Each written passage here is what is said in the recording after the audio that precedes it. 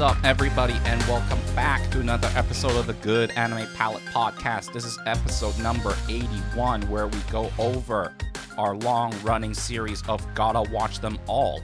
And have we watched them all? Find out when we talk about Alicization and Jojo Part 5, the end of it, and Part 6, Stone Ocean. Joining me on this watch-a-thon is none other than my co-host, Will, and I'm your other co-host, Jason. What's up, buddy? Yeah, before we actually get into the discussion of JoJo Part 5 and the beginning of Part 6, as well as sort of online Alicization, how are you feeling about this, Jason? Because we started the GWEA back in October of 2021.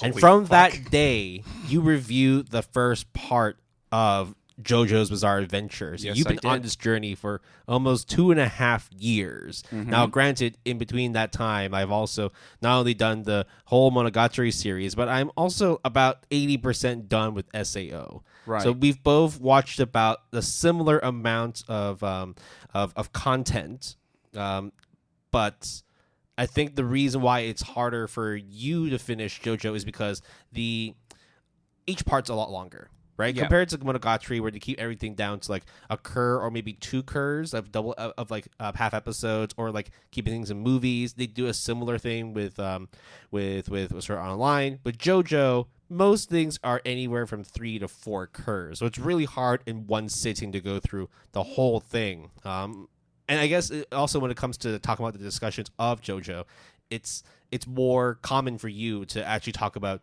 2 parts as opposed to just focusing on like Stardust Crusader or talking about Stone Ocean or so and so. Yeah, in the past, how we have tried to do it is it just so happens that we split it down the middle, so we do 2 GWEAs that cover one part of JoJo. But the way that, whether it is the amount that I could have watched or due to time constraints, this was the only kind of logical way that to split the end of Part 5 and the beginning of Part 6. And the thing I really liked about how your approach to watching JoJo is, every time you're beginning a new part, you're always like, I can see where this is going, but these are the things I don't like about it. I don't know how it's going to be in the next part. And then the next part comes through like, yeah, I changed my mind. It's fucking awesome. Yeah, it's funny you say that, because that's kind of like the first thing that I will say about JoJo in particular. So enough preamble. Should we just go straight into our discussions? How should we do this? Should we go into your parts first, talk about JoJo Part 5, Part 6, and then I'll talk about SAO? Yeah, you know what? Let's start with JoJo 5 and 6, and then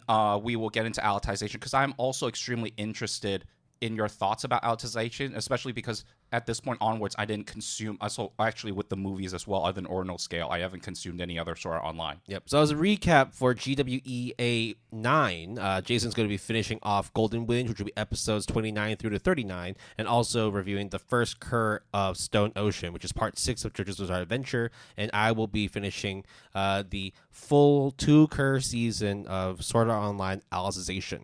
Now, point here as well is that we're actually on the penultimate episode of this current iteration of GWEA, because in the next one, Jason will be finishing off Stone Ocean, and I'll be finishing off Alicization War of Underworld, along with one of the progressive movies, which recently came out. Now, there's probably going to be people thinking, well, isn't there going to be more JoJo down the road, maybe in like 2020, at the end of 2024, beginning of 2025? Steel Ball Run will be animated. Isn't there supposed to be a season 2 of Gun Gale Online coming out as well? Well, the thing is, when we do the Gotta Watch Them All, we're kind of watching more stuff that is already out or has been out for a long time. So it's kind of not like consistent to jump back and forth between all the different narrations. Like, we don't want to just all of a sudden in the middle of an upcoming GWA just insert oh, by the way, I watched GGO 2 and Jason also watched Steel Ball Run. It's just more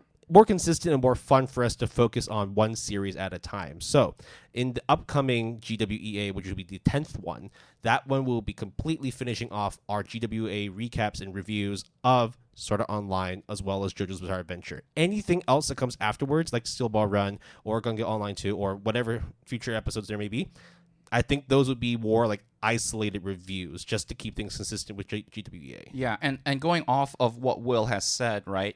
They announced that Studio Shaft is going to do the Monogatari series for off-season and monster season. So there's going to be more Monogatari as well. But as Will said, we wanted the whole thing of Gotta Watch Them All. The I guess you can say the spirit of it is to go through a journey. So we will probably cover it. I mean, I'm definitely going to watch Monogatari. I'm definitely going to watch part 7 whenever it comes out, because you bet your ass is going to happen at some point. But we will maybe do like, we will give everyone like forewarning, but we don't really want to use it for a GWA segment. But I do think, though, maybe we could, maybe as the part of the ultimate like the last GWEA, or maybe like a bonus GWA, for me to really go over my whole journey in JoJo. Because I think, ranking all the stands or my opinions of the JoJos, I think it's an interesting discussion, but I don't know if it's a necessary one. But we'll get into that, right? Yeah, it's a bit harder for me because I'll have completed both Monogatari as well as Sword Art Online. So how I would go about doing like a compiled version of GWA, it's a bit hard, but we'll figure it out. We'll figure it out. Yeah. But enough about that. Let's go straight into our main discussion topic. So bringing up the first thing we'll be talking about is JoJo Part 5, the last 10 to 11 episodes, Golden Wind. So Jason, take it away with some general information, just so that people can remember what Golden Wind is all about. Right. So I am particularly going over essentially the last third of Golden Wind. Obviously, is based on the extremely well-known manga series of the same name by Hirohiko Araki, and serialized in 1995 to 1999 on Shonen Jump Weekly, published in English by Viz Media. Sorry, I was about to say Yen Press. Almost everything is done by Yen Press in English. Yeah, it is Viz Media. It's Viz, yeah. Premiered in fall 2018, produced by David Productions, and 39 episodes of 3 cours. 8.57 on my anime list, ranked 54, popularity 153, and over 1 million members. So very big deal.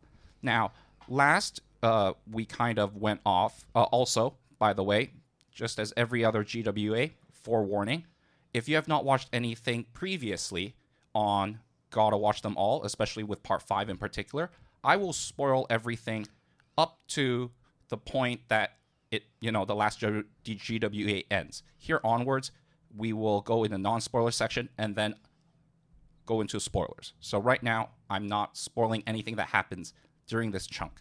And for those who don't know, let's say the villain's face is revealed. So from that point onwards, everything before that, spoilers. You've been warned. Everything after that, I will be non-spoiling for now. Yep. Same thing on my end with Sword Art Online. You would have already heard everything from Season 1 and Season 2 if you listen to the GWA.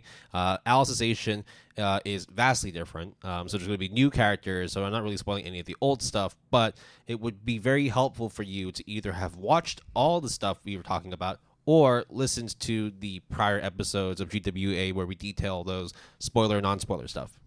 Okay, so as Will actually mentioned earlier about how I usually feel about JoJo, the first half, I always feel like, I don't know. And then the second half, I'm usually on board. And this part is no different. Although, I would argue, half of the, I guess, like, the middle to, like, 3/4 in were, like, very inconsequential. But let's say when they get to a certain landmark in a certain country, a certain place, that was when really everything shit hits the fan. And I finally realized that at this point, I just need to give it to JoJo that whenever you start JoJo, it's always interesting because it's new premise, new JoJo, new powers, new stands, new location. And then the middle part, it's always, to me, a bit lackluster because it felt a bit more of like the monster of the week type scenario. Although I would argue in that kind of formula, Part 3 did it the best because sometimes there were multiple episodes dedicated to a single battle, and it felt more interesting then because, like, I mean, things like video games show up, things like really weird stuff show up. Yeah, but you were also, like, I think you were pretty conclusive as well that Part 4, whilst also a little bit drawn out too, was at this stage your favorite part. Even though Stardust Crusaders, as well as Part 2 of it got really good at the end. But I think in the middle, especially in like the first 2 cours, right? You were mentioning that like the journey of getting to like the final destination, while they did have some pretty good in between fights, new monster of the week kind of elements, things did drag on a bit. Yeah, because it's like, oh, we have to get through all the mini bosses, the baddies, before we get to the final boss, and the final boss is OP, and then there's a huge, obviously, finale revelation that shocks the world, and literally this time is no different. So what I will say though is Golden Wind is not my favorite part. Oof. And I know that is very contentious because for a lot of people that is probably their favorite part in general. It's one of those things with JoJo, right? If we're talking everything before Steel Ball Run, because that's when they kind of like reset the JoJo world. If we're talking just parts 1 through 6, it's always either part 4 is your favorite or part 5 is your favorite, and you can't really go wrong with either one. Well, let me put it this way: it's very close. Yeah. They have the same score in my mind on my anime list in the end. They're both 9s. Yeah. So I'll just say that now. Part 5 and part 4 is 9s, but part 4 is 9.5 rounded down to a 9, and part 5 is 8.5 rounded up to a 9. That's how I feel about it. And you have to understand that going in, this is after a long absence of watching JoJo. So after the revelation of the face of the boss, essentially, right? It kind of dragged on for a little bit, and it really didn't get me into the swing of things again. What it was for me was, look, I agree with you in the sense that part 4 is my favorite part. Oh, really? I thought it was Golden Wind. Golden Wind, now that I more think about it, I think it's one of those, like, you can ask me any week, and I'll be like, I thought the character designs in part 5 were incredible. I thought that... Which they are. Yeah. I thought that the characters themselves, the powers they have, are insane. Shout out to Bruno. Yeah.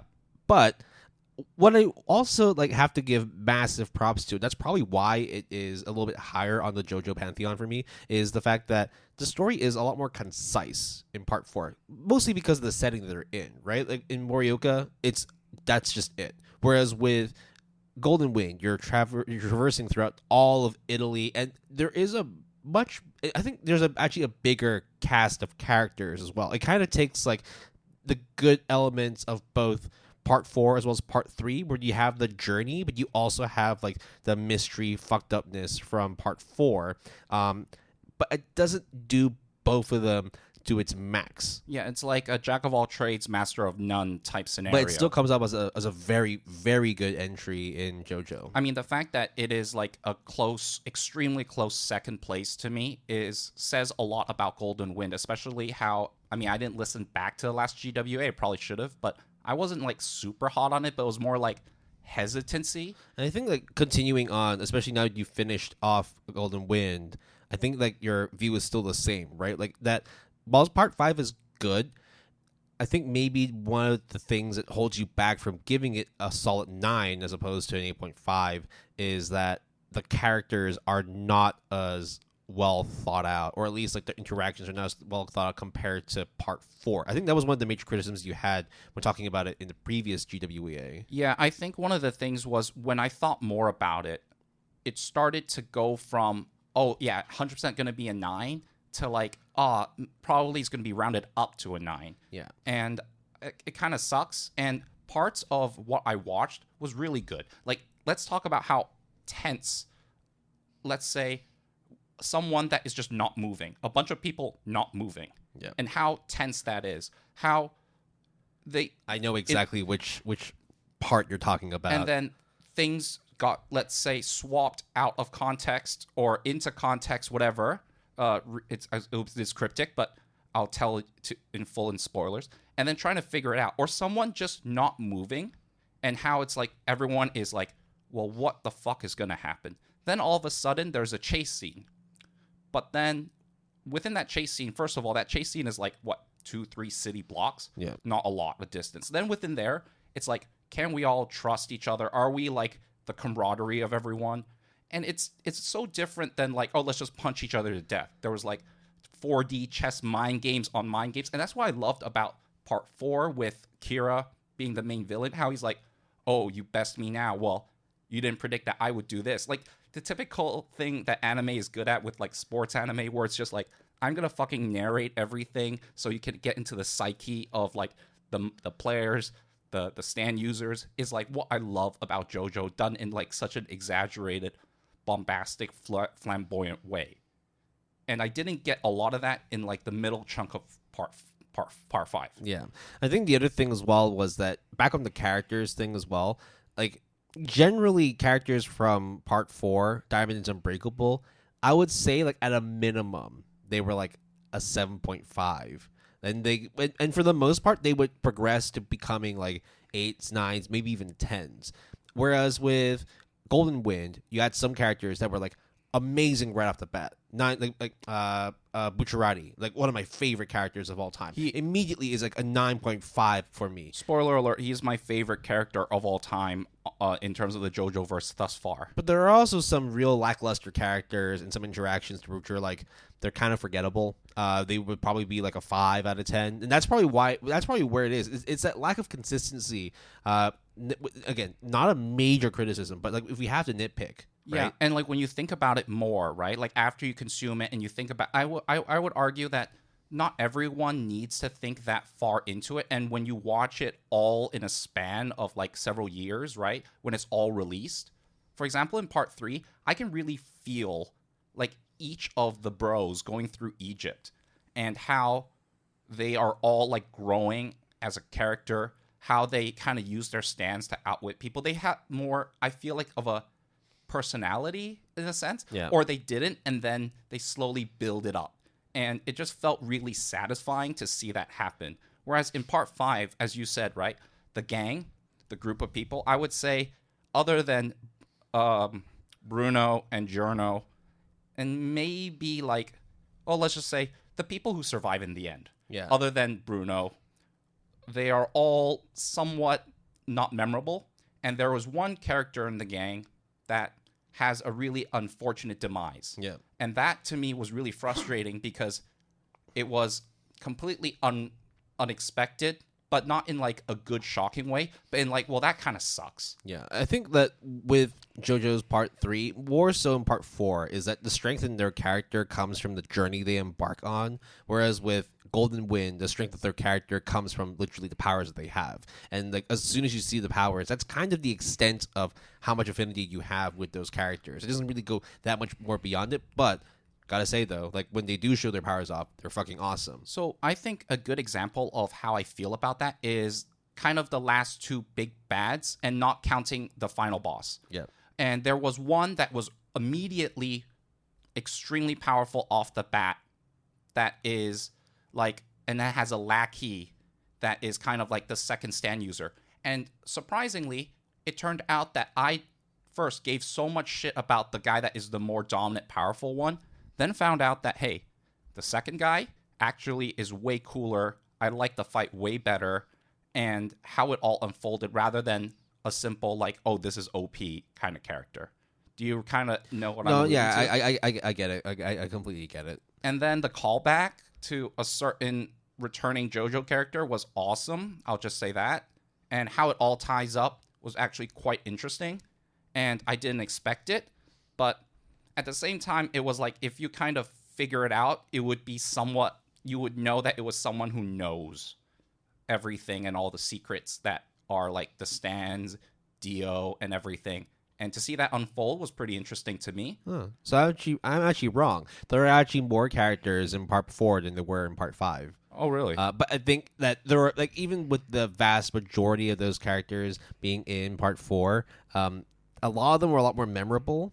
But part 5 still had some really great characters. I mean, like Giorno, Bruno Bucciarati, Guido, Narancia, Trish, Panacotta, Diovolo, like, and then like, there's some other names I can't say because there's spoilers. So we'll talk about those later on. But look, I think that with the way that I viewed JoJo Part 5 as a whole, right? Remember, like, whilst you are covering the final 10, 11 episodes of it, like the final third, as a whole, I thought that in terms of just the aesthetic, whilst I love the backdrop of Morioka and its brooding, dark, kind of festering environment, the colors and the set designs, as well as like the costume designs for JoJo Part 5, holy fuck. Like, I know a lot of people, I think like Megan Thee Stallion dressed up as Bruno, or like a Bruno inspired, and if you see like Google image search, it is very clearly like, it was like, I think she was like announcing like Anime of the Year for some awards, and she was presenting it to Jujutsu Kaisen even though she was wearing JoJo. It's like,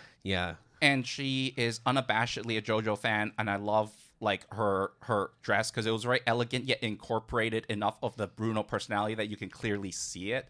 So it's clear that like Bruno is like a memorable character, I guess, not only for her but for both you and I. Like, I'm immensely impressed that I give a fuck about someone who can use zippers. I can't believe I'm saying that, but it's like the best. Golden Wind has like the best potential for cosplay. And speaking of like the aesthetics, right? I agree. The way that I would describe it again is wearing a Versace like shirt or dress in winter in Alaska. It is not helpful that you're wearing a dress that it looks amazing in the wintertime. You're cold.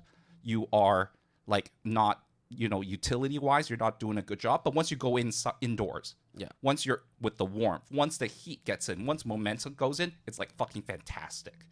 And that is how I feel about Part 5. And it's such funny that obviously Versace is, I think, an Italian brand, right? Yeah. So I think it's very apt, that kind of comparison. So yeah, I think like a lot of the inspiration that Araki had at the time was from reading like Vogue or reading a lot of fashion magazines, and a lot of it was like French Italian inspired, right? So that's why like a lot of the design in terms of costumes, in terms of like set locations and like character like stances and poses and all that, they were great. I think that one thing that I will say though, with in how I would compare JoJo Part 5 and Part 4, because again, those are the two best things. JoJo Part 5 is a wonderful piece of art to look at. Visually, exactly. It is stunning.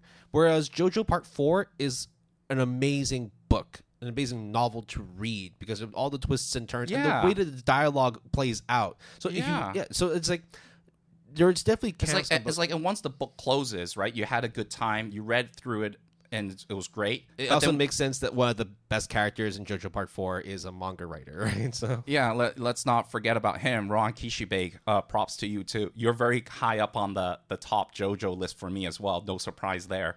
But you're right. Like when everything is all right, the mooding, the lighting, the colors, it is awesome of Part 5. And I think the last like 9-12 episodes that I watched was just nonstop. It took a little bit because it was like wrapping up for them to get to the last location. But if you think about it, what unfolds there is like really fucked up. Mm-hmm. Like almost like how could you, Araki, predict something like this could be a major concern and a major public threat in like modern times? And I don't mean like COVID. Yeah. I mean like just like the possible, human caused disaster, let's just say. It's really fucked up. Yeah. I have a feeling that the next couple things you do want to talk about for Part 5 are going to lead into more spoilers. So unless you have any sort of like final thoughts. No. I mean, but before we do go into it, right? Like now you've watched all first 5 parts, right? And then we're going to be talking about Part 6. But as it stands right now, I see what you did there. You would comfortably put this as a strong second place. Yes. I mean, it's very much like 4, 5, 3, 2, 1. Kind of like if I could just go off the dome real quick. I would put 2 and 1 together simply because of how short Part 1 was. Yeah. Even though it felt fucking long to watch. But I would argue also parts of Part 2 is extremely phenomenal. And important to setting up what the world of JoJo is all about. That's Joseph, right? Yeah. Yeah, like Joseph Joestar, yeah. Like it's like you can extract everything, maybe Part 1 because it's too short, but you can extract something from each JoJo part and latch onto it to convince someone to watch JoJo. Yep. And I think Part 5, maybe it's due to the overhype because everyone adores it, and I do adore it, but I kind of feel like people go in expecting to be like when you first see the Mona Lisa, you might think, oh my God, this is the most amazing thing under the sun. But then when you like see it in the museum, I'm sure some people will be like, really? That's it? But doesn't understand the intricacies of it. And I don't fault people for being not disappointed by the overhype, right? Yeah. But it's still a 9, rounded up from an 8.5 for me. Yeah.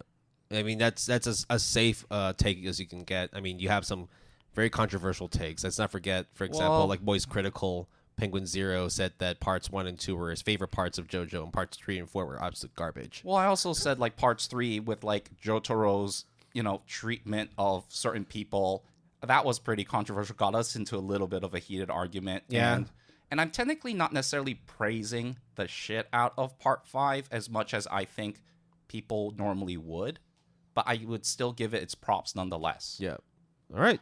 So that rounds out the non-spoiler section of Part 5. Now let's talk about the first cur of Part 6, Stone Ocean. We're now entering the first iteration, the first and only at this stage, of a main female cast of a JoJo series. So let's go into Stone Ocean and talk about Jolene. All right. So still based on the same manga by Araki. But this is interesting because this is now done by Netflix.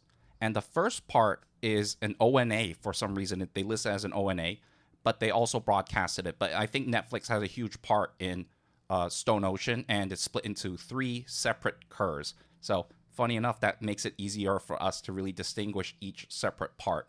Has an anime score of, which the first part is to be precise, 8.14, rank 440, popularity 444, a lot of 4s here, and a membership of 495,000. So without going into Stone Ocean, you need to understand my mindset before I even watch Stone Ocean, which is, even before I watch Jojo even, is I heard about Stone Ocean. And it's in the promotion material, so you can't miss it. It's a female JoJo. And obviously that's a very big deal, I guess, because it's the first thing that people see is like, oh, wow, a female JoJo in the pantheon of dude bros.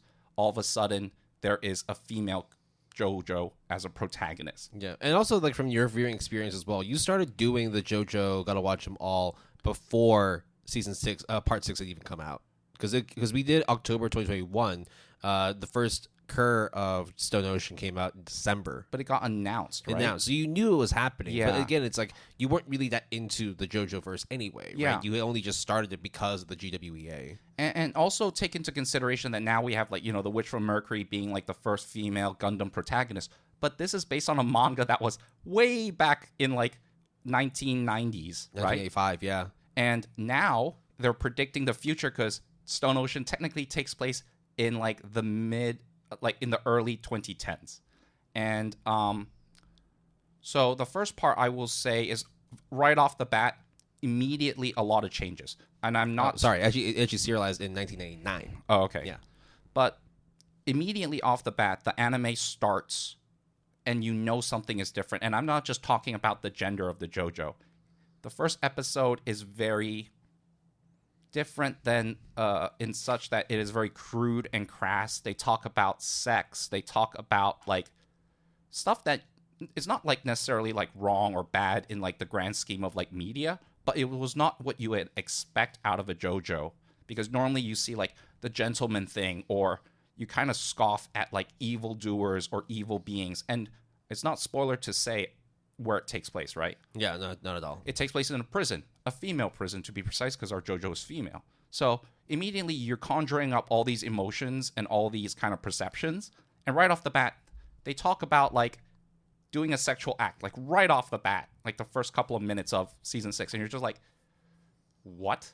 Yeah, I think one of the criticisms that people had about Stone Ocean, or just about female characters in general, and again, this is obviously an observation. This is not my perspective, but a lot of times whenever you have female characters on screen, sexuality plays a major part in characterizing them. And I think that, especially at a time it came out in like the late 90s, when it was still very much like a very male-dominated, patriarchal kind of interpretation of like how main characters should be, when you have that hypersexuality, that over-sexuality of female characters, it comes off as like shock value, but also like it also really paints like women in a way where like it's double-edged. On Right. one side, people will be, oh, this is crass, this is unnecessary, this is demeaning to women. But on the other side as well, you have to understand that there was like barely any representation of female characters at all at that time. There is only in JoJo, I would say, Trish is like the precursor to Jolie, right? In terms of introducing the idea, right? Of course, there are other female characters that do play quite a pivotal role, right? Lisa in part 2, Rose, is that her name? Yeah. In part 3. Rose is the character that is in Street Fighter, right? Oh no. Not yeah. But I was thinking of who was Jotaro's who are they saving? Oh, the sister. Joseph's daughter. You know, the one where they Holly. Holly. Okay. Sorry, I forgot the name. Well, there's a lot of characters to remember, guys. Sorry. Yep. And like I think there were a couple of child like characters that were female. There was I think one in like a tanker, like a ship freighter that was just like really like smart, quick-witted and stuff. So there are good characters, but there aren't any that are prominent. Even Trish, I would say, even as kind of like the focal point that everyone revolves around in part 5, actually didn't get a lot of prominence despite having a stand. And you might be thinking, well, that's not fair to say that, sexuality and women had to come like hand in hand. Well, you might think, okay, well, what about Ghost in the Shell, right? Female, like prominent female character, but she was also sexualized as fuck, too. I mean, the movie, the OG movie, it's like a very well-known scene of her fighting in the water, and she is basically naked. Yep. And whether you approve of that or not, that is what is on screen, and it is kind of a fact of modern society. Maybe not that much. A product of its time. Yeah, a product of its time, right? So, I got kind of taken aback by the crude and crass nature of it in terms of, like, all of a sudden everyone is, like, really, like, swearing, at least in the subtitles and stuff like that. They swear a lot more in part 6 compared to any other parts. Yeah, and I'm not saying that's fair in terms of representing like a female protagonist, but I think that's accurate given at least it takes place in the U.S. and in a prison of all places. In a prison of all places. So like as an American, I can say I swear a fuck ton. So that part is like very has nothing to do with your gender. I just feel it kind of is a bit unfortunate that Jolene gets placed in prison. Yeah, but at the same time, I love the fact that it is enclosed, that it is in prison. Because similarly with Moroka, it's in an enclosed town. This is in an enclosed setting. Yeah. An enclosed facility. And the thing as well is, like, you might be thinking it's just a convenient, like, plot for Jolene to go into prison and then see all that shit. Well, you have to think about who her predecessors are. Like, Joseph Joestar, you first meet him while he's in a jail cell in part 3. Oh, Jotaro, you mean? Jotaro, her father, right? That's going to be like a known fact. Like it's in the character descriptions, it's in the plot synopsis. Like these things, so it's like it's par for the course that this is going to happen. So we're not like saying that like we're over sexualizing and like creating like shock value by having these female characters do these certain things. No, or to give the first female character. Oh yeah, let's put her in a prison. Yeah. I think it's very easy to say that on like first blush and like first impression, but it is way more than that. And I really like the battles that take place because it is all in tight spaces, and it felt more like you have to use your wit and thinking in order to kind of outmaneuver the person rather than we can't just run forever, because you can kind of do that. In fact, that's what a lot of people do. They travel all over the world, but now it's like, I travel from this side of the prison to that side of the prison. Yeah, there really isn't like a lot that you can depend on just your stands. In this, like being in prison, like with street crime, low-level crime, things like that, you have to have street smarts. And I think that's like one of the main appeals of this JoJo, because these women, not just women, all the characters in general, just know the environment they're in, and they have to use it to their advantage, because it's a very disadvantaged place to even be fighting in the first place. Yeah, and they're actually not hypersexualized. Like you can tell that they're toned, and they definitely have sex appeal,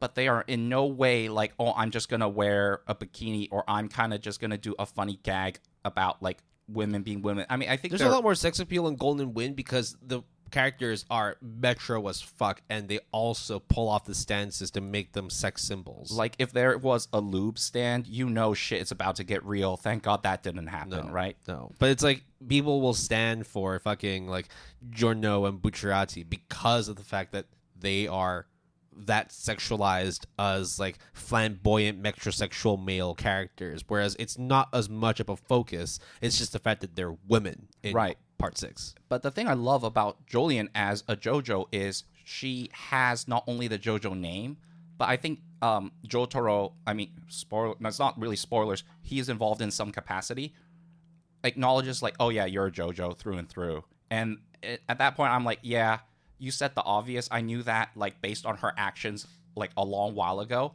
But like, yeah, she's a JoJo through and through. And when she kind of rejects that in the beginning and feeling a lot pent up, one of my criticisms though about that is all her pent up kind of anxiety of being associated with the JoJos was resolved super fast. Yeah. And I didn't like that. But I also understand it gets the plot moving forward to the main premise and everything. But I felt like, oh, you are dead. You're like, you were never there. And then all of a sudden it's like, oh yeah, but we're cool now. Yeah.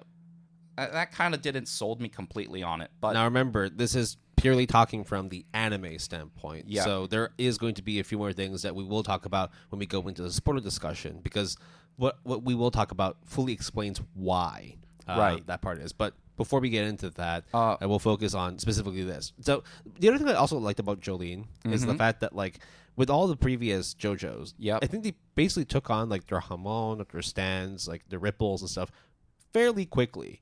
Whereas with Jolene, because of how like distanced she is, again, I didn't really watch much of the anime because I already read the manga, but she definitely was at struggles in terms of like, first of all, accepting that she is a JoJo. I mean, she knows she is, but she kind of distances herself away from it. She's very strange. Exactly. Right? Like the reason why she's even in jail in the first place is because she's acting out, right? Much like Jotaro in the first place.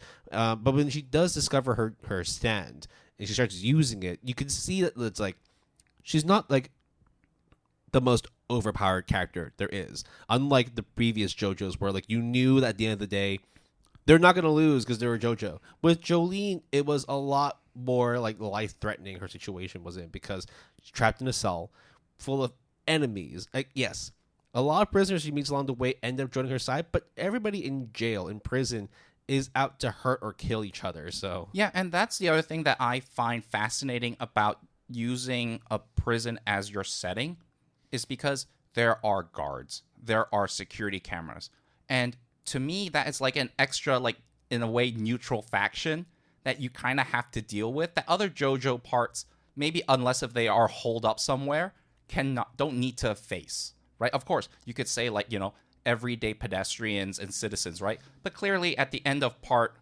4, at the end of part 4, like Dio didn't give a fuck. Like, Dio was part 3. Part 3? Oh, okay. Part 4 was Kira. Ah, right. So like the human toll, right? The death toll doesn't matter at that point. But here it's like, oh, if you were to do something like hurt a guard, which obviously does happen, you're going to get punishment for it. And it's very clear at the cliffhanger ending, shit is about to get punished for Jolie at some point. It's also great that they made this into an American prison, because if this were to happen in a Japanese prison, I don't think that the guards would be as like roughhouse as the ones we saw, or even willing to, you know, compensate for certain like look the other way, turn a blind eye. Yeah, I don't know what that says about like commentary on like the American penitentiary system, but nonetheless it's like more believable than like happening in a Japanese prison, right? Yeah. But I also need to talk about the name changes, because it sucks that the name changes happen. I think part 5 onwards they had the name change, right? Yeah. I mean, I think part 4 parts of it also had name changes, but in part 5 is like, you're even saying all these like, okay, so the name changes. Part 5 is all about like pastries, all about food, confectionery, I think, right? Mostly. There's mostly. Like, well, mostly because like there's prosciutto, there's cioccolata, there is narancia, which is orange in Italian. Right. What was part 4's thing? What? It was like songs, I think, right? In terms of stands, well, there was a lot of band references. And part 6, also a lot of band names. And it really sucks they have to call Foo Fighters FF because they can't say it. But in the Japanese dub, they fucking say it, so it's hilarious to me. It just comes down to the fact that Netflix is part of it, and Netflix having like a presence in America, they have to be very careful with how they do copyright. And copywriting is an issue because you are kind of having these things battle them out and kind of having a lot of potentially defamation or whatnot, right? There was litigation or talks of it, at least, that was all over the news. So I don't know how it goes going forward, but still. In the beginning, it was like pretty straightforward because a lot of stuff were like based, like for example, like part 3 was mostly based on tarot cards, right? Like Silver Chariot, Hermit Purple, the Fool, the World, Tower of Grace, stuff like that. But they're tarot cards, so it's like public domain, I guess. Yeah. Right. Yeah. Oh, like and like High Priestess. It's like, how are you going to copyright High Priestess, right? Empress, Anubis, right? I mean, those are Egyptian gods, right? Deities are like okay, I guess. So, but like, I don't know. I felt really sad because on one hand, I'm like, if you call your stand Goo Goo Dolls, I kind of dig it. Okay. If your stand is called Marilyn Manson, I really dig it. Bohemian Rhapsody. There's a fucking stand called Limp Bizkit. Yeah, I know, and I'm like, and let's. I need to get into the names, but it will be spoilers, right? But the way that they convert some of the names are very like, okay, the Foo Fighter one is FF. That's pretty straightforward. But the Limp Bizkit one, when they change the name, is okay. I'm not there yet, but I know of the name change. It's hilarious. Do you know what's it called? What? It's like Limp Bizkit is like Flaccid Pancake or something. Oh my god. Okay. Like that's the actual like legal localized name, right? And I was just like, okay, they're just having fun with it at this point. It's hilarious, but nonetheless, I think the using the band names in this case is actually quite inspirational for the character design and the character interactions and how they act, such that it's really unfortunate that they have to bypass it due to copyright law issues. Because if I were to tell you Marilyn Manson, immediately you'll conjure up an image in your mind or a certain demeanor, regardless of how you feel or whether you like or hate that kind of music or that artist, right? But it's pretty accurate when you take it into consideration of the character that is using that name or the stand name. And it's like, it's really good. Yeah. I actually pulled up the list of all the localization names they used for Part 6 stands. So when we're doing our spoiler discussion, we can then reference both of them. I also have that list too, probably the same one. But Jojo fandom? Yeah. Yeah, Jojo fandom. Yeah. Any final thoughts on the Part 6, the first Cur? A very good Part 1, 8 out of 10. It's always interesting with the premise. One thing I will say, though, about the Netflix Part 1 that I don't like are two things. The first thing is the premise of why all of this has to happen is because something was lost and they have to get it back. And I don't know how to feel about it because I feel like that's a cheat code in terms of the big bad's potential power. But on the other hand, I feel like it's an excuse to send Monster of the Week at the protagonists. Yeah. But I feel like it's so, I don't know, like game breaking. Of course, we're talking in a world where people can stop time and kind of morph reality, right? Yeah. But like, I feel like this one, in terms of like almost like a plain setting, is so. What you're seeing now is essentially acting as a premonition as to why Part 7 was a reset of the JoJo universe. But we can't really comment that much further because we're looking at Part 6 as Part 6 alone and not how it is across the whole JoJo verse. I think Jolie, what you say is completely fair game. But I think Jolie is an extremely good JoJo character. I would put like her, like she is essentially like the knight, but not a paladin that got like rough and tumbled and kind of worked her way up, but she still has like high morals and ideals. Not like a trickster like Joseph, but extremely good protagonist, I would say. And her powers are, it sounds very limiting, but it's also extremely interesting how she kind of interwoven, get it? Yeah. Her powers in order to conquer her enemy stands. The last thing I will say that I don't like about the Netflix, or at least I don't know how to feel about it, is the Netflix subtitles and the Japanese dub have a little bit of inconsistency. I mean, we talked about it endlessly, and it's not like a very big deal, except there are several times when people whisper, and you in the Japanese audio, you clearly cannot hear anything because you just hear like, but then the English subtitles show exactly what is being said. So I'm not necessarily saying that's like a big deal. It's kind of like a non-issue. But on the other hand, it's like, why did they do that? Why did they do that? And it's like, you're not supposed to hear it, but then the subtitles clearly say it. And they say whispering and then blah, blah, blah, blah. And I'm just like, what the fuck? I guess it's because they read the manga panel or they know what they're saying. I think they probably looked at various avenues of doing subtitling, whoever was tasked with it. But no, I completely agree. It was like they didn't need to do that. Yeah. Absolutely did not.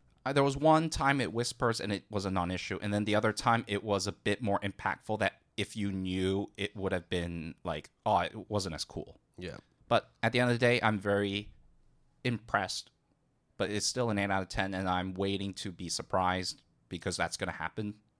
But the fact that you're feeling pretty good about it already is like a good sign. I mean, the OP is also OP. Yeah. ED is great. Oh yeah, Fucking dope. yep. We now move on to Sword Art Online Alicization, the first half of it, because the next go. Yeah, yeah. So we're not talking about War of Underworld. That happens in GWEA 10, and then we'll talk about that then. So, Sword Art Online Alicization is, of course, based on the ongoing light novel series of the same name by Bun Bun, who does the art, and Reki Kawahara, who does the story. Published in English by Yen Press. The manga adaptation's also in English, published by Yen Press. So, Sword Art Online Alicization adapts the volumes of 9 through 14 of the overall light novel series of Sword Art Online. The first part, because we're not talking about War of Underworld, premiered in fall of 2018. It's still produced by A1 Pictures. And for the first time, we have a very positive MAL score, right? 7.57 for the raw score, ranked 1529, popularity 146, with over 1 million members on my anime list. So let's talk about that real quick. That is really hard to pull off. When you have that many members, things like score manipulation, inflation, deflation due to hype or whatever happens, right? But at the same time, it's a big deal when you look at the previous Sword Art Onlines. I think Ordinal scale was like a mid-7, but season 2... 6.71. Like and that one had almost 2 million members. Yeah. And then GGO also is not great, too, in terms of the MAL score. Gun Gale Online, I think, was still a 7, but 7.0. Oh, wow, 7.01. Oh, yeah, damn. Just above. Just above, right? So it's a very big deal when there's that huge jump in score, along with, I guess, a lot of, like, the quote-unquote hate that comes with Sword Art Online as a property. Yeah. So this is why the scores are reversed. Rather than being, like, a subpar 6.71 and now being a strong 7.57, it's clear. Watching the overall Alicization arc, right? There's no stupid side stories. So there's no like of that Mother's Rosario. There's none of that Alpha Online. There's none of that. Okay, like you can say the Gun Gale Online BOB stuff was canon and all that. I kind of liked it, but then when you start doing all the additional stories afterwards, that's pretty much where like things went from like a high 7 down to a low 6, right? Which is why the scores equate to being around a 7.2 for the first part, and then like the second season was a 6.71. Alicization is just straight up the story of Alicization, which is very good to see because you don't have to keep on going back and forth between unnecessary stories. It opens up in a very unfamiliar setting, though. New game, but also not a new game. Oh shit! It's not quite clear what we're looking at. What I will say though is that the first episode, like with all stuff that's been coming out recently, remember this came out in 2018, so it's still fairly recent, even though it was almost 6 years ago. It was a double episode premiere. Okay, I see. 45 minutes, which is still pretty rare. Yeah, it's the time. It's become a lot more commonplace now. But yes, at that time, not as common. But the first half was introducing a new setting, a new world, new characters, but Kirito is there. However, it's very, very clear that this is not the same Kirito that you've known from the first 2 seasons of Sword Art Online. Okay, for context, I have not watched anything past season 2 or even Gun Gale Online. So this is all news to me. So anything if I technically spoil is because I somehow got it accurate and it not came out of malice. So I'm trying to like figure out as we go. So yeah. So the first half of that double episode is some of the best stuff I'd seen from A1 Pictures. Shut the fuck up. What? It looks absolutely amazing. It's fluid animation. It's vibrant. It's beautiful. No 3D CG either. No, but to be fair, A1 Pictures always do a very good job with Sword Art Online in particular, even with the action scenes, though. Well, then after the first half, the second half shows up, and you're like, huh, this kind of looks exactly like how it did. Because basically they jump out from that first step, and then you get into the world of BOB. Oh, because of the budget, probably make a big impact. I don't think it's budget. I think it's more the fact that they just wanted to start off with a bang. Wait, what's BOB? Bullet of Bullets. We're back? We're back?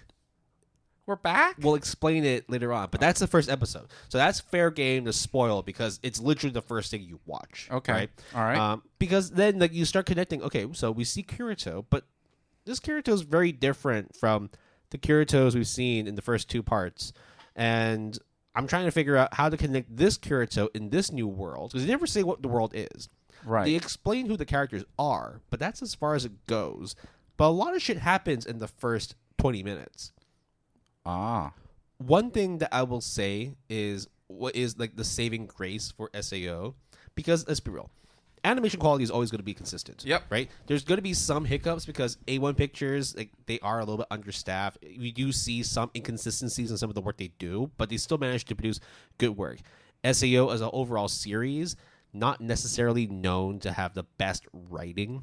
That was the main criticisms that people had for parts 1 and parts 2. Yeah, because they have to rely on the light novel and a lot of maybe limitations in terms of adapting it into anime form, right? Well, I think what was the more infuriating thing was that it originally started as a web novel. Yeah. Right? And so part Naru platform? Something like that. Which platform it was. Yeah. But then, so that, therefore, like, the adaptation process from getting it onto as a light novel format was very straightforward. Like, the bulk of the stuff was already online. It Control-C, Control-V. Pretty much. And then, format the document. And you're good, right?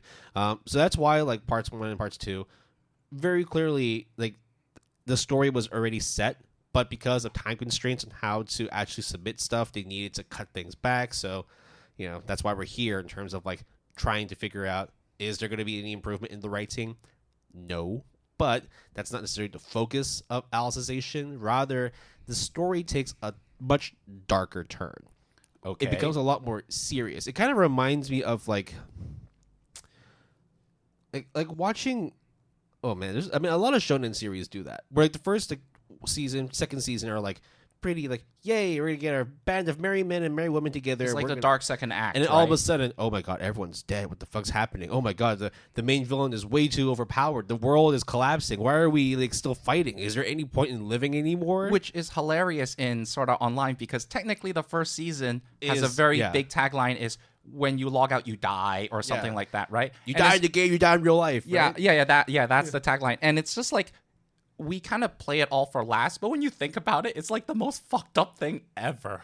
And to have it kind of everyone brush it off, then all of a sudden it just gets dark and grimy in Alicization is like a really hilarious change. But to me, it's like a welcomed one. We got desensitized because it's like at the end of season 1, they're like, there were 437 casualties from SAO. It's like, okay, cool. We forget about them. We move on into season 2 where they start shooting each other on Gung Online, Okay, so when you get desensitized, you get alitized, right? Who is alitization? Is it like an actual thing? Okay, if it's spoilers, we'll get into that later, right? Yes. But like it is a spoiler, but alicization is a very important part.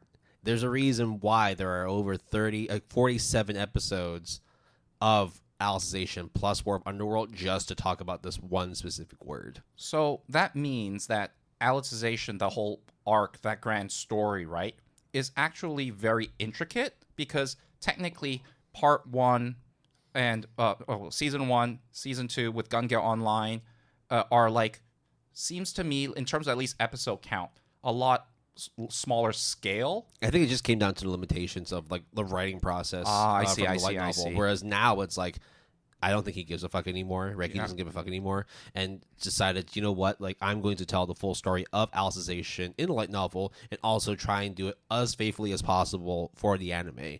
And I'm thankful as fuck that Alicization was like a massive like change and optimism for me. Like, I actually really liked watching Alicization. And it seems like everyone is no different. In fact, one of my, I think Will and I talked about it off air, one of my close friends legitimately kept up with it, and when Alicization was airing was like, yo, it's different.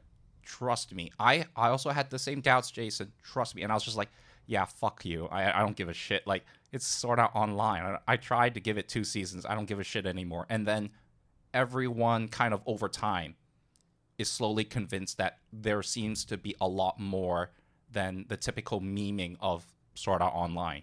This is just personal, but for me, I think that 7.57, while still a very respectable score, Alicization really should have been a bit higher. And I think the reason why it's a little it is where it is, it's a fair score. But I think also because there was still a lot of flack from people not liking the first 2 parts, and then using those same criticisms to criticize Alicization as well, you're naturally going to be negative about Alicization. And because you're not going to convince those people, right? And that's why the score, despite it not being higher, as you said, is already to me a monumental accomplishment because it's a huge jump. You're basically a full letter grade above Sword Art Online Season 2. And imagine if you're graded on a curve where you get graded down due to all the hate, all of, the outside influence, such that you probably deserve a higher score, right? Because everything is user generated, user reviewed. So, but let's not knock it. 7.57, phenomenal for the situation that Sword Art Online is in. So, A1 Pictures typically are a very dependable animation studio, and especially with Sword Art Online being a very big property, right? Like a cash cow of sorts.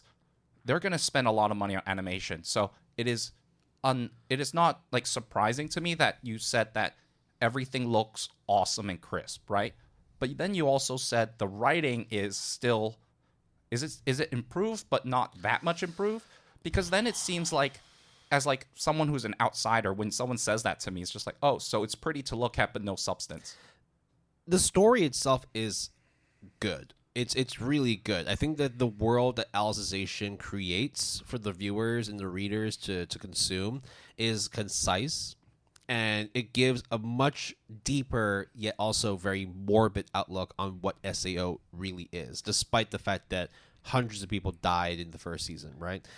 Do you think the writing part that I wanted to more talk about is, and this ventures into more spoiler territory, but the criticisms that people had in terms of characters, it kind of still persists. Damsel in distress? OP Similarly, Kirito? Kind of. Okay. Kind of. So we'll get to that in the spoiler section, but you're not far off. So what I would also like to kind of convince listeners, and including myself because I am initiated in Alicization, is potentially you might, if you don't cover or care about Sword Art Online, or you're curious, you still might want to listen to the spoiler section of Alicization, because I am not necessarily convinced, but I'm pretty certain that once you hear certain spoilers, it might actually entice you to watch Alicization. Yeah. So I implore people that gave up on it after seasons 1, or if you made it further, season 2, Alicization will change everything for you. So that means I want to ask you a very important question as someone who actually knows all of the Sword Art Online stuff thus far. Without going into the previous seasons, or maybe like season 1, and maybe like a movie like Ordinal Scale, is it possible to jump back in? Or do you have to consume everything before it? Now, I know it's like people when they say, do you want to skip parts of JoJo Part 1 or 2 or something? Like, that's a very common discussion, right? I just want to ask you, obviously, the best advice, just like a lot of foreign people be like, oh yeah, start from the beginning, start from this. But is it possible? You could. With like a wiki or but like a recap? But there are going to be characters that show up in Alicization and beyond that you would have no idea who they were, because they don't really explain who they are. Right. And that's they just be. They just be there. That's it. So if you are somebody like me who's watched seasons 1, 2, Ordinal Scale, Progressive, Gun Gale Online. Okay, you don't need to watch Gun Gale Online to understand the Sword Art Online world. But if you have watched it, then there's absolutely no reason at all to skip Alicization. You probably have already watched it. Because Ordinal Scale at least on my anime list, listed as the prequel to Alicization, which I've also watched. So I've technically watched 1, 2, and ordinal scale. Yeah. So I would have all the necessary components. You wouldn't have needed to watch the progressive movies to get to this point, despite progressive being really good. Yeah. But if you were to just jump straight in raw, like straight into Alicization, Raw dog it. Yeah, just raw dog Alicization. Yeah, you'll miss like 20% of the things, but generally you would still have a good time. Okay. I wouldn't recommend it. Because, right, of course. Because that 10 to 20% is still important to the overall story, but look, I'm not going to be the one to tell you that you have to start from the beginning if you want to enjoy Alicization. Your time is your time. Right. But you would say that it is maybe it's better but not crucial, right? Yeah. And this is just from my perspective because I've actually watched everything and now I have an idea of what is important in my book compared to what you could just skip and go straight into. Yeah, I think that if you have given up on sort of online back in 2018, before Alicization came out, get back into it. So it's not like Entertainment District Arc Season 2 and you didn't watch Mugen Train. Look, there's a reason why on Netflix, at least Netflix Hong Kong, that Alicization and War of the Underworld are on there, but not the first 2 seasons of SAO. Oh, it could also be licensing, but I understand. It was also just the fact that like we knew the first 2 seasons were kind of garbage. You probably already watched it. Just give us a chance and get back in Alicization. I think season 1 was at some point and they got taken off. Yeah, but know, it was all on there before. But now it's like when I was watching it over the past 2 weeks, like Alicization, War of Underworld, it's all there. All right. So, what would you give as like a tentative score? I would essentially give it an 8.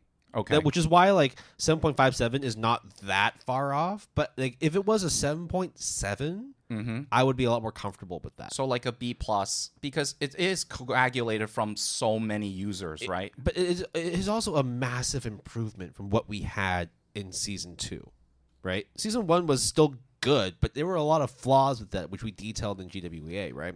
And so I do not feel that it is a waste of time to actually go back into Sword Art Online to get to Alicization and watch it from there. Okay. All right. Yeah. I mean, whenever there's a huge jump in score, everyone gets curious, right? And I think now I mean, there's also dangers in my heart, right? But we haven't got around to watching season 1 and season 2. I mean, apparently a lot of people think that we're wrong, but whatever that is, right? So B-Stars and Made in Abyss, right? Well, but I kind of dig B-Stars. Made in Abyss is kind of I mean, Mr. Penkin, though. Yeah. We got your back. But, okay. So, anything else? I think that concludes most of our non-spoilery discussion, right? Yeah. Let's hit the breaks, go on an actual break now, and then we'll go into the spoiler section. So, once we get past this break, brace yourselves. If you're not ready for spoilers, it'll be kind of crazy while you listened on. But we will all catch you after the break.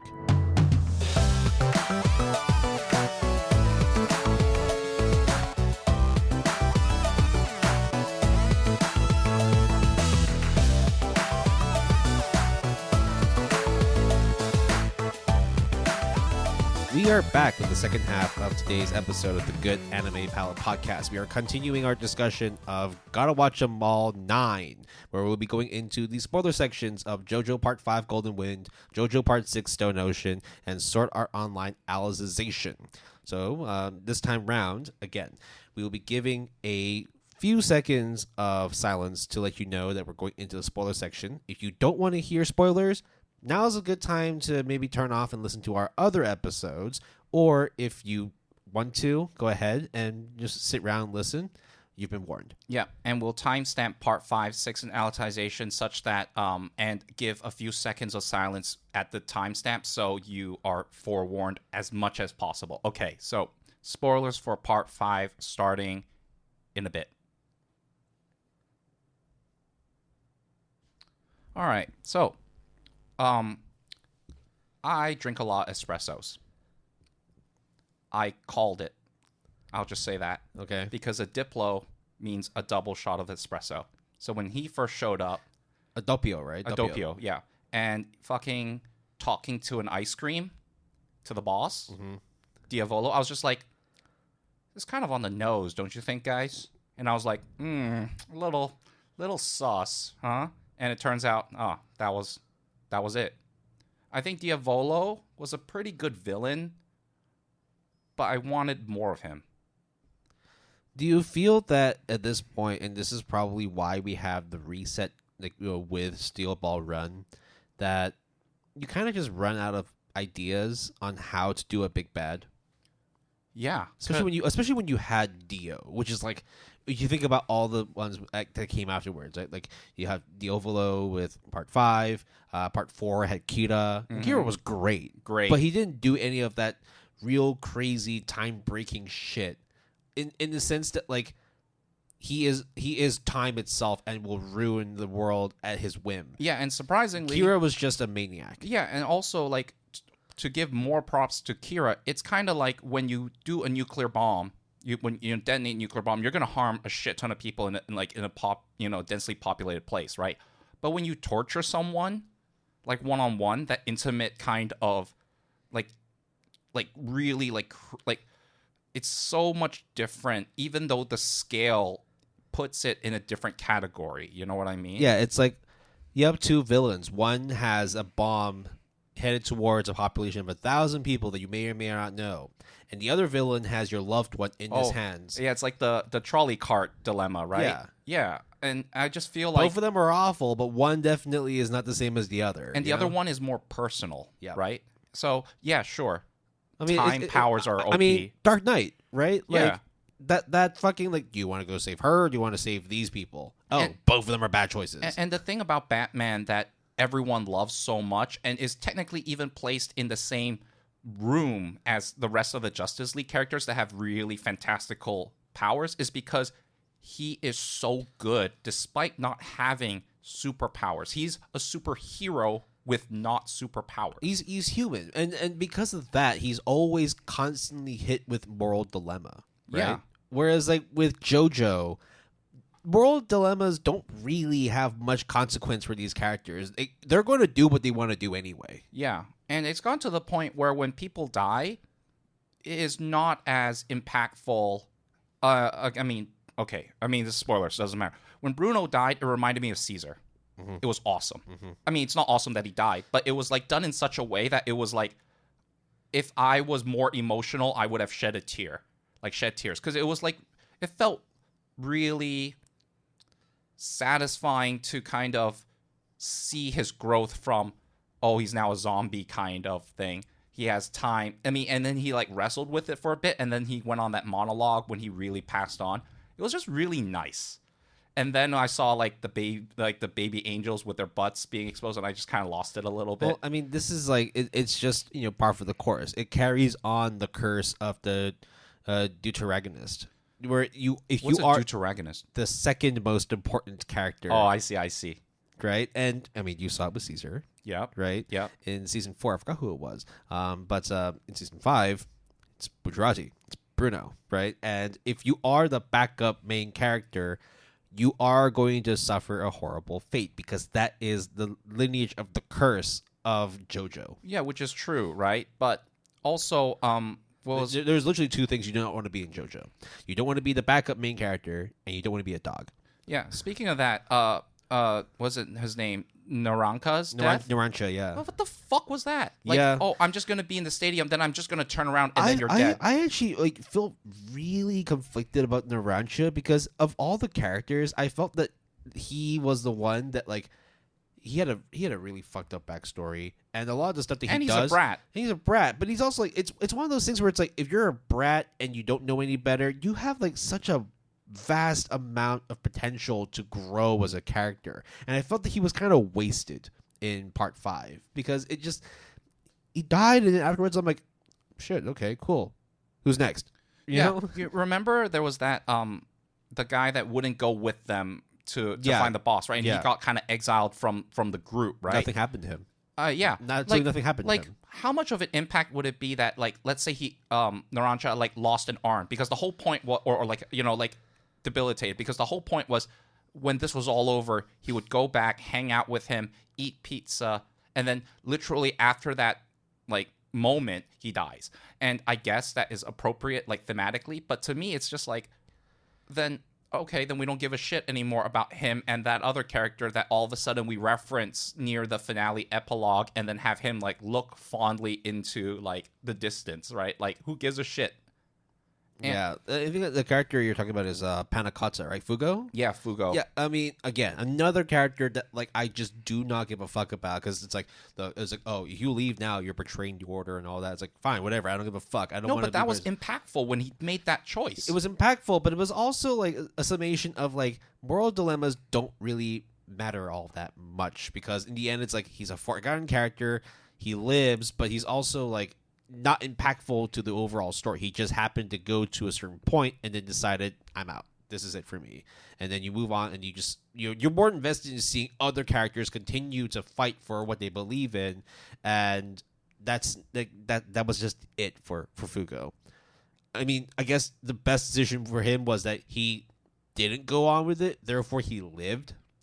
That's about it. But aside from that, like, one of the least memorable characters alongside Narancia. I mean, I had hopes for Narancia to become like a lot of times any of these like anime series, especially like, when it comes to these kinds of series where like you're fighting a big bad and like, you're severely underpowered. And on top of that, Jojo, where it's like you want to be not necessarily be like a macho man, but a gentleman, the guy who stands to principles and ordeals, justice, loyalty, which is like a big part of Italian, mob culture, right? Yeah. Which is why betraying the boss is such a big deal.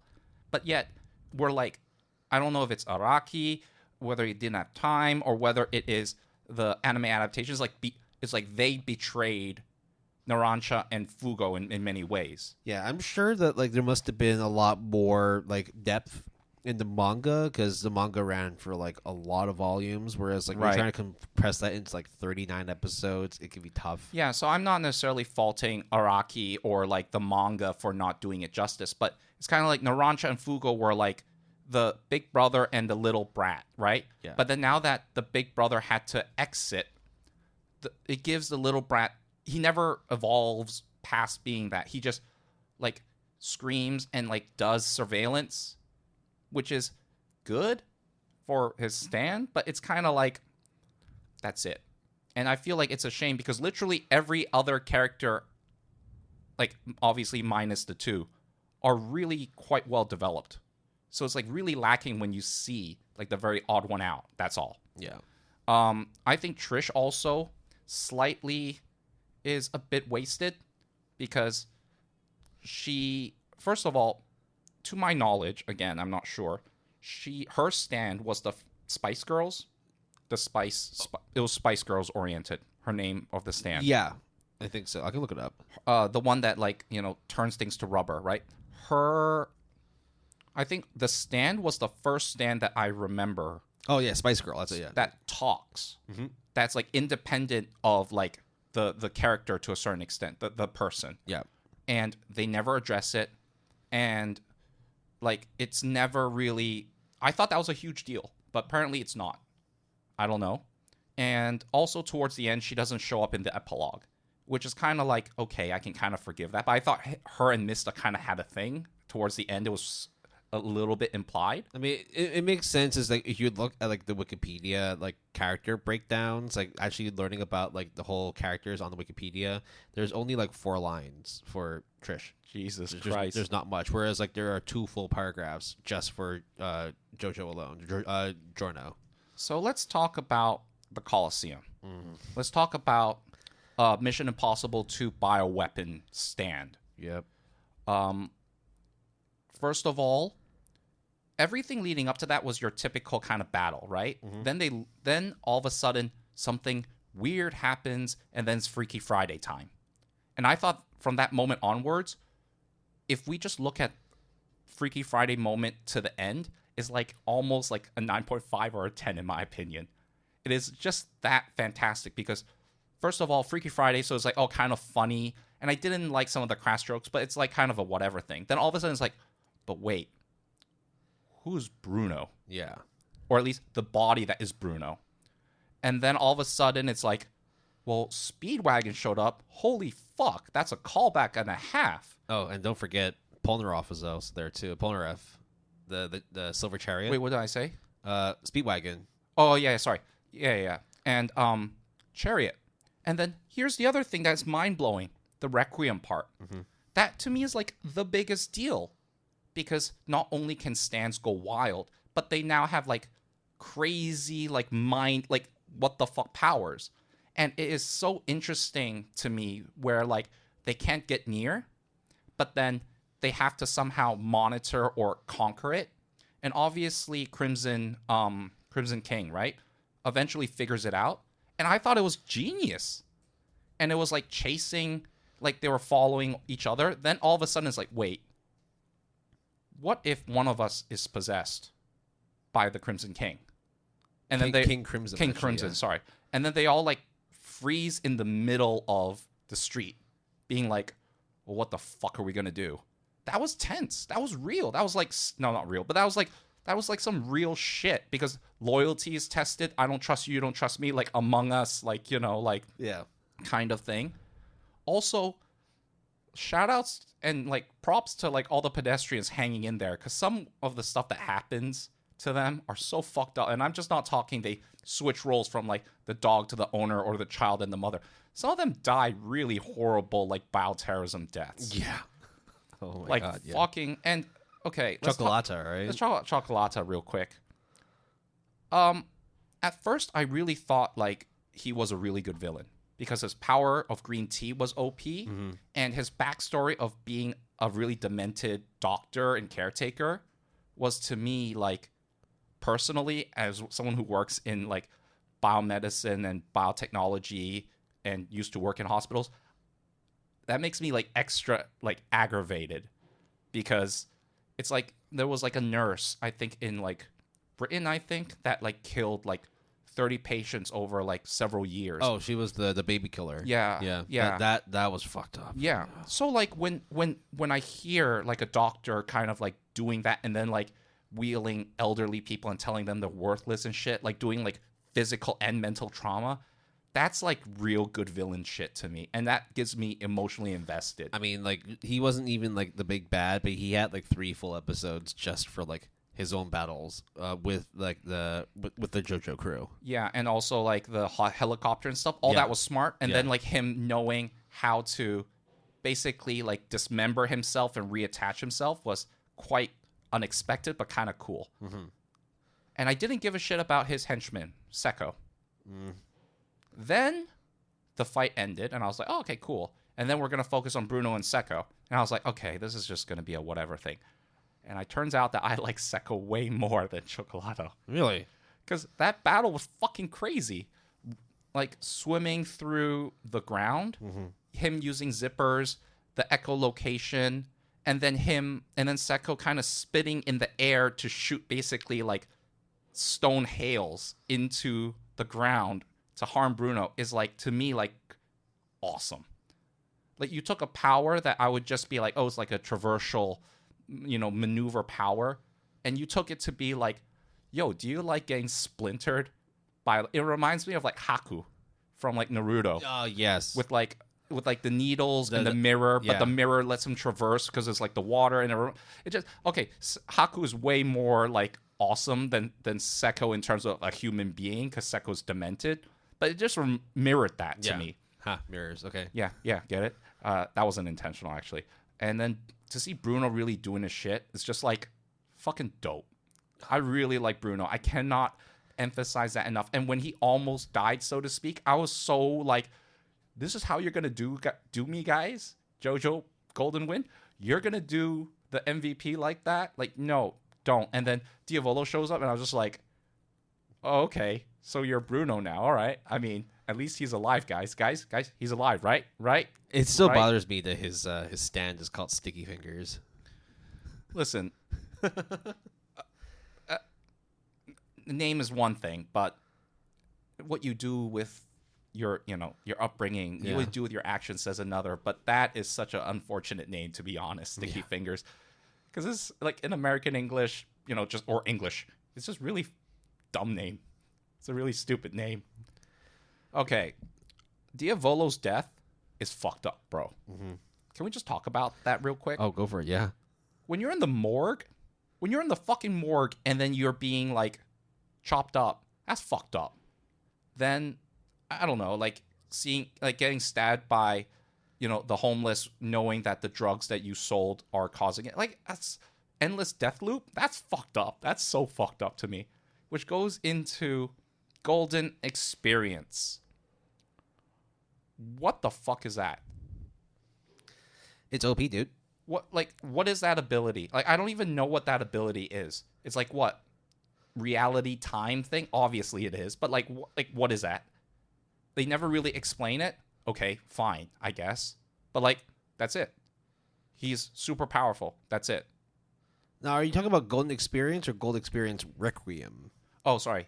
The Requiem version. Yeah. I don't even know. Okay, it's done really stylishly. Oh, yeah, we've got some Pokemon shit. Yeah, stands can evolve. That's what Gold Experience Requiem is. So you're telling me an arrow thing, which I mean, it's not that hard to predict, but from way back when was going to make a big deal. Clearly it does, and it's going to be the MacGuffin from now on, in my opinion, right? It has to be. But at the same time, it's like no one thought of having the stand touch it. Like, if you how many times are instances where they have to use their stand to pick something up or do something on their behalf? They never tried that with the arrow? Yeah. Like, how did we not hear of this until now? Like, what? I think that's part of the chorus with any JoJo series, right? Like, things just don't need to have an explanation, or just don't have one in general. Like, I'm fine with it. Like, it's just really dumb. It is a knock and not at the same time, because you're doing it stylishly. The way that the Golden Experience Requiem really fucks up the Crimson King is like, King Crimson is just like awesome, and his death loop thing is scary. But at the same time, it's like, okay, that's the end. Move on, guys. We're all good now. It's just like, all right. I mean, it's like extremely anticlimactic, but everything up to that point is like fucking awesome. All right. So yeah, I mean, I think you're pretty sold on Golden Wind or Vento Oreo, however you want to pick the name. Strong number second compared to Diamond's Unbreakable, but I think the distance between the two is minimal, right? It is minimal, but it's a very distinct difference, if that makes sense. I get it. Like, there's no way it the difference between a 9 and a 10, right? Like, it's yeah. There's no way that Part 4 is worse than Part 5, in my personal opinion. Like, ever. There will never be an instance of that. But it is, like, inches away, but it's still inches. Yeah, I think the scales of the battles in Part 5 are, like, crazy. Like, phenomenally crazy. But I think that because of how concise Part 4 does things, where it's like you're moving from one part, there's not much downtime in between. Yeah, or it's like, oh, let's visit this department store. Then all of a sudden, okay, then we're going to go visit this tunnel, and then there's a battle, and then the baby thing. Why don't we check on Hair Girl? Hair Girl, we haven't seen her in a while. How is she? Oh, fuck, she's she's okay. Get the fuck out. She's fine. She's fine. She's on our side. Okay, cool. Oh, yeah. Right. Oh, we're together now? Yeah. Okay, fine. That's fine. Yandere, all good. You want to go buy some bread? Let's go buy some bread. Yeah. And all of a sudden, you meet Rohan Kishibe, and you're just like, oh, yeah, dope. Oh, yeah, we all live here. Fuck yeah. Hey, why don't you go take a bath? Go take a bath. Yeah. It's just like, like, I just feel like Part 4 is such a good RPG. Oh, yeah. And Part 5 is such a good, like, it's an action RPG. Yeah, or like, do you like Sopranos? Yeah. Let's watch Sopranos, but then we add in that JoJo flair. Yeah. And Sopranos is great. JoJo is great. But when you put it together, it doesn't necessarily mean it will be great times 2. But it's like great times 1.5. It's still a whole lot of gabagool, Gabagool. Yeah. But yeah, I really like Part 5. I just think that also that epilogue scene, like, no, it's not the epilogue scene, the stone scenes. Yeah. Do you remember that? It's like all of a sudden, after everything ended, before like the real ending, all of a sudden they time travel back to a time where Journal doesn't show up, and then they go on a mission to like save this woman who is, and then there's a guy, there's a stone sculptor guy. Oh, okay. Yeah, and then he's like, oh, Bruno must not touch the stone or else he will die. And then they resolve it, but then it turns out that the stone shows all of their faces, so it's like, oh, they all will meet a horrible death.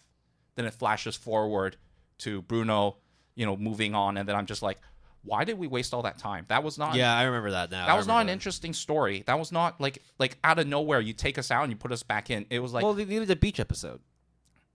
It wasn't even on a beach. They needed a seaside episode. It wasn't on a seaside. Then I'm remembering the wrong one. I remember them being on the beach or a seaside. It's been a long time since I watched part 5. But like, it was just a weird out of nowhere. Like, if it was an OVA, then fine. Or an ONA, a side bonus thing. Then I'll be like, oh, cool. It's like spin-off adventures. And then it ties back into the main series somehow. But yeah. Anyways. I think that's it for part 5, right? Yep.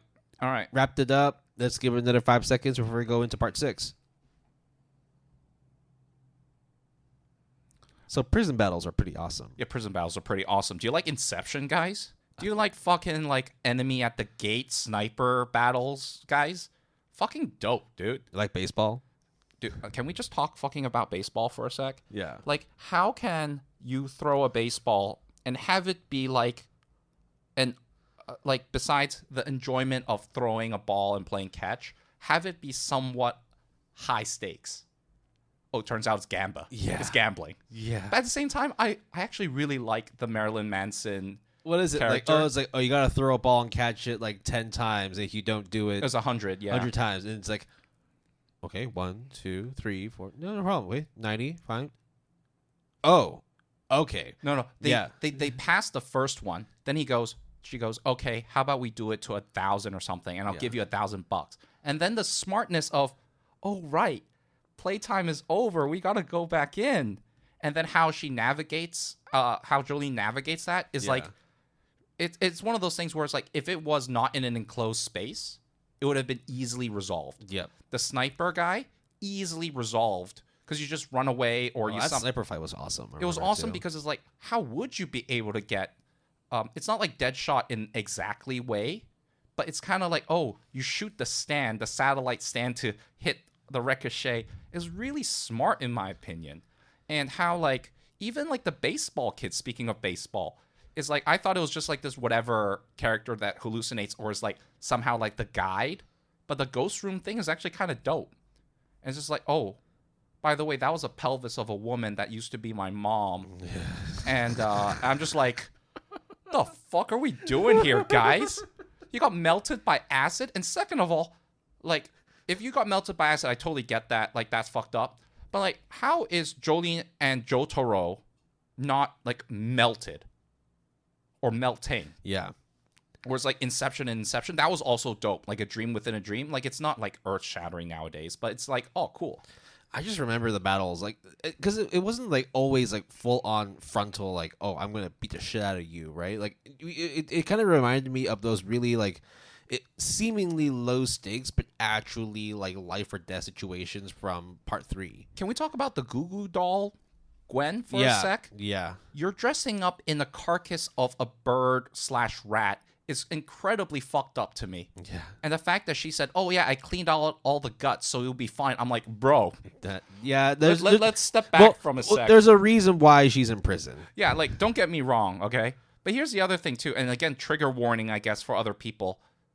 The suicide thing, the suicide guy, was not good to me.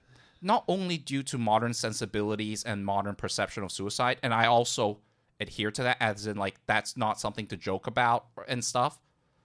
But that scene where, like, she, I forgot the woman's name. The girl with dreads. Let me check real quick.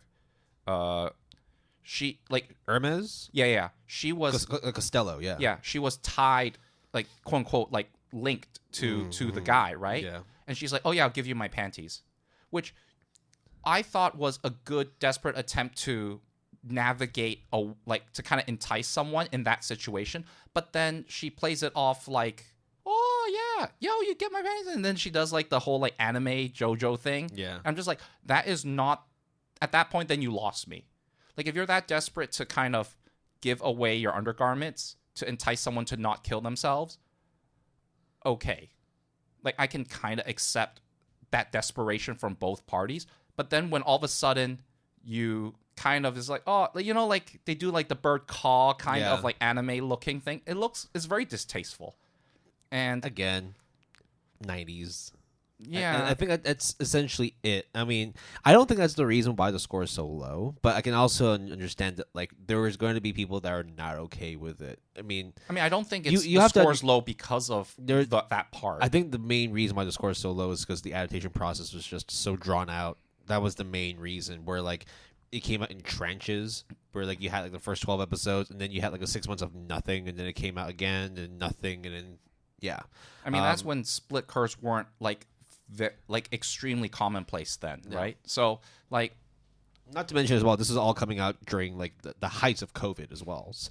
But my favorite character, other than Jolene from Part 6, is FF Foo Fighter. She's just, I love her. She's awesome. Foo Fighters is awesome. Like, such a dumb person who doesn't understand the way how humans work is kind of, to me, that's like the perfect blend of comic relief and how smart she is in terms of being a fighter when they are doing the baseball thing.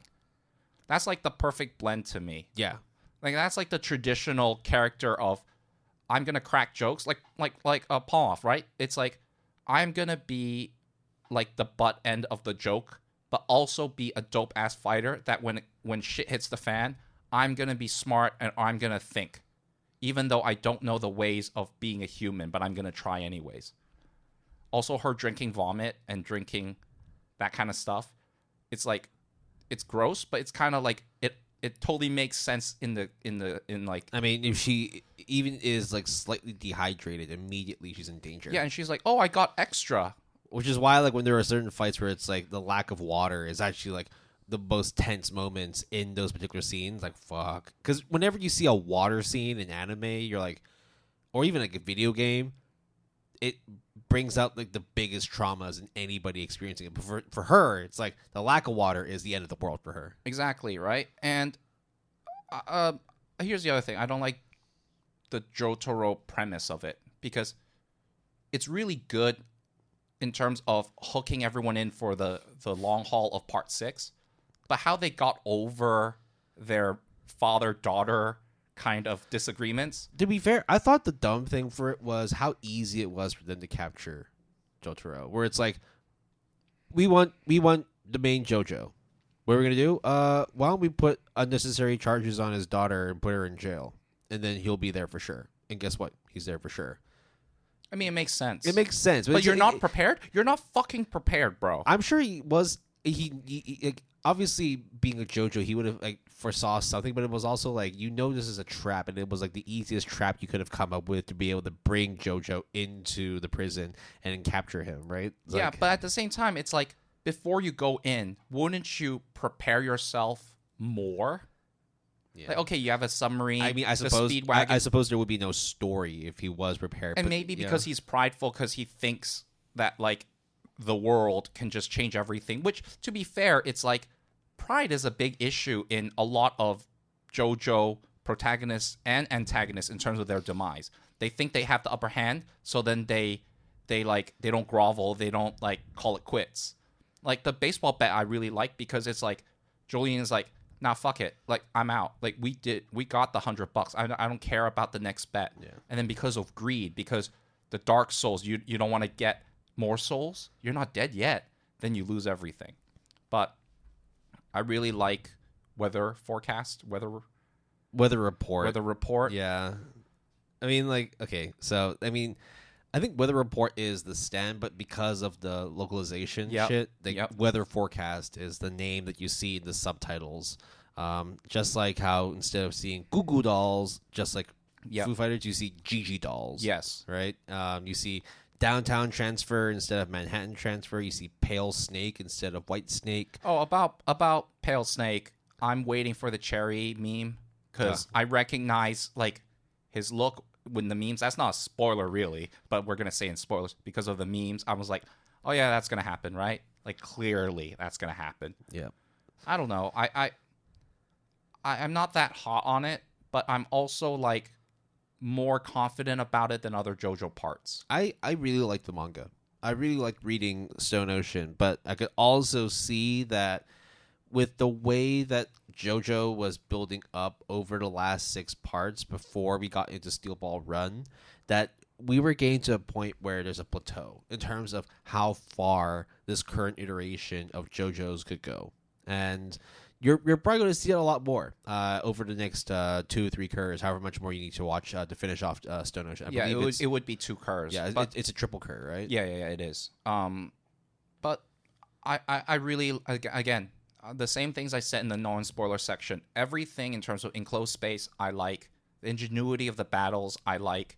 I mean, how much can I say that there is a space-like scene in the first part of 0G? Like, that's like, how are you going to do that in, like, a big desert? I think, like, with the ways that you're talking about JoJo, like, each parts, it's like, no matter what, you are praising the series, but it would be remiss of you to not pull apart the series and see the parts where you're not cool with or you're not happy with without actually, like, talking shit about the anime. Right, like in the end, like you are giving it as an objective as possible perspective on what's good, what's bad, what works, what doesn't, and overall, like it's a fun ride. But there are a couple things that like it could have been done better, could have been done without. Yeah, so I'm very positive on it, and it seems that like the part 2 and part 3 are, if not the same, slightly better. I don't know. The cliffhanger of Jolene basically about to... I mean, okay, let me put it this way. I feel bad for Jolene.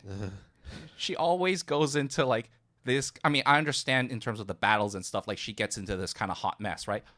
But it's just kind of like, you're going to be in solitary probably forever. Yeah. You're probably going to be in, like, worse shape. You can't even do anything at this point. It's like... Man, she's only 14, and she got wrongly accused, and she's, like, fucking trying to save her dad. Can't we all just cut her some slack, guys? Like, holy shit. Like, she's put through the ringer, and she's still coming out on top being like, oh, yeah, I'm not gonna betray that kid. I'm gonna go check out that kid to make sure he's okay. And that's when Jotaro's like, oh, you're a JoJo. And I'm just like...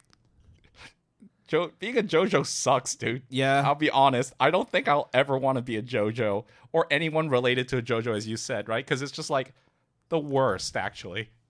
It's a fucked up world. Like it's insane that like the just continuously are okay with like I guess I am a JoJo, which means I'm always going to be public number one for whoever decides to come after me, especially if it's Dio or any of his followers. So Polymorph went to Europe, and then like because they split off, right? Yeah. So then that means the other parts of the continent are going to get covered in theory. Okay. Well, at least based on the narration, in terms of the arrows and stuff, right? Which is like the biggest MacGuffin ever, by the way.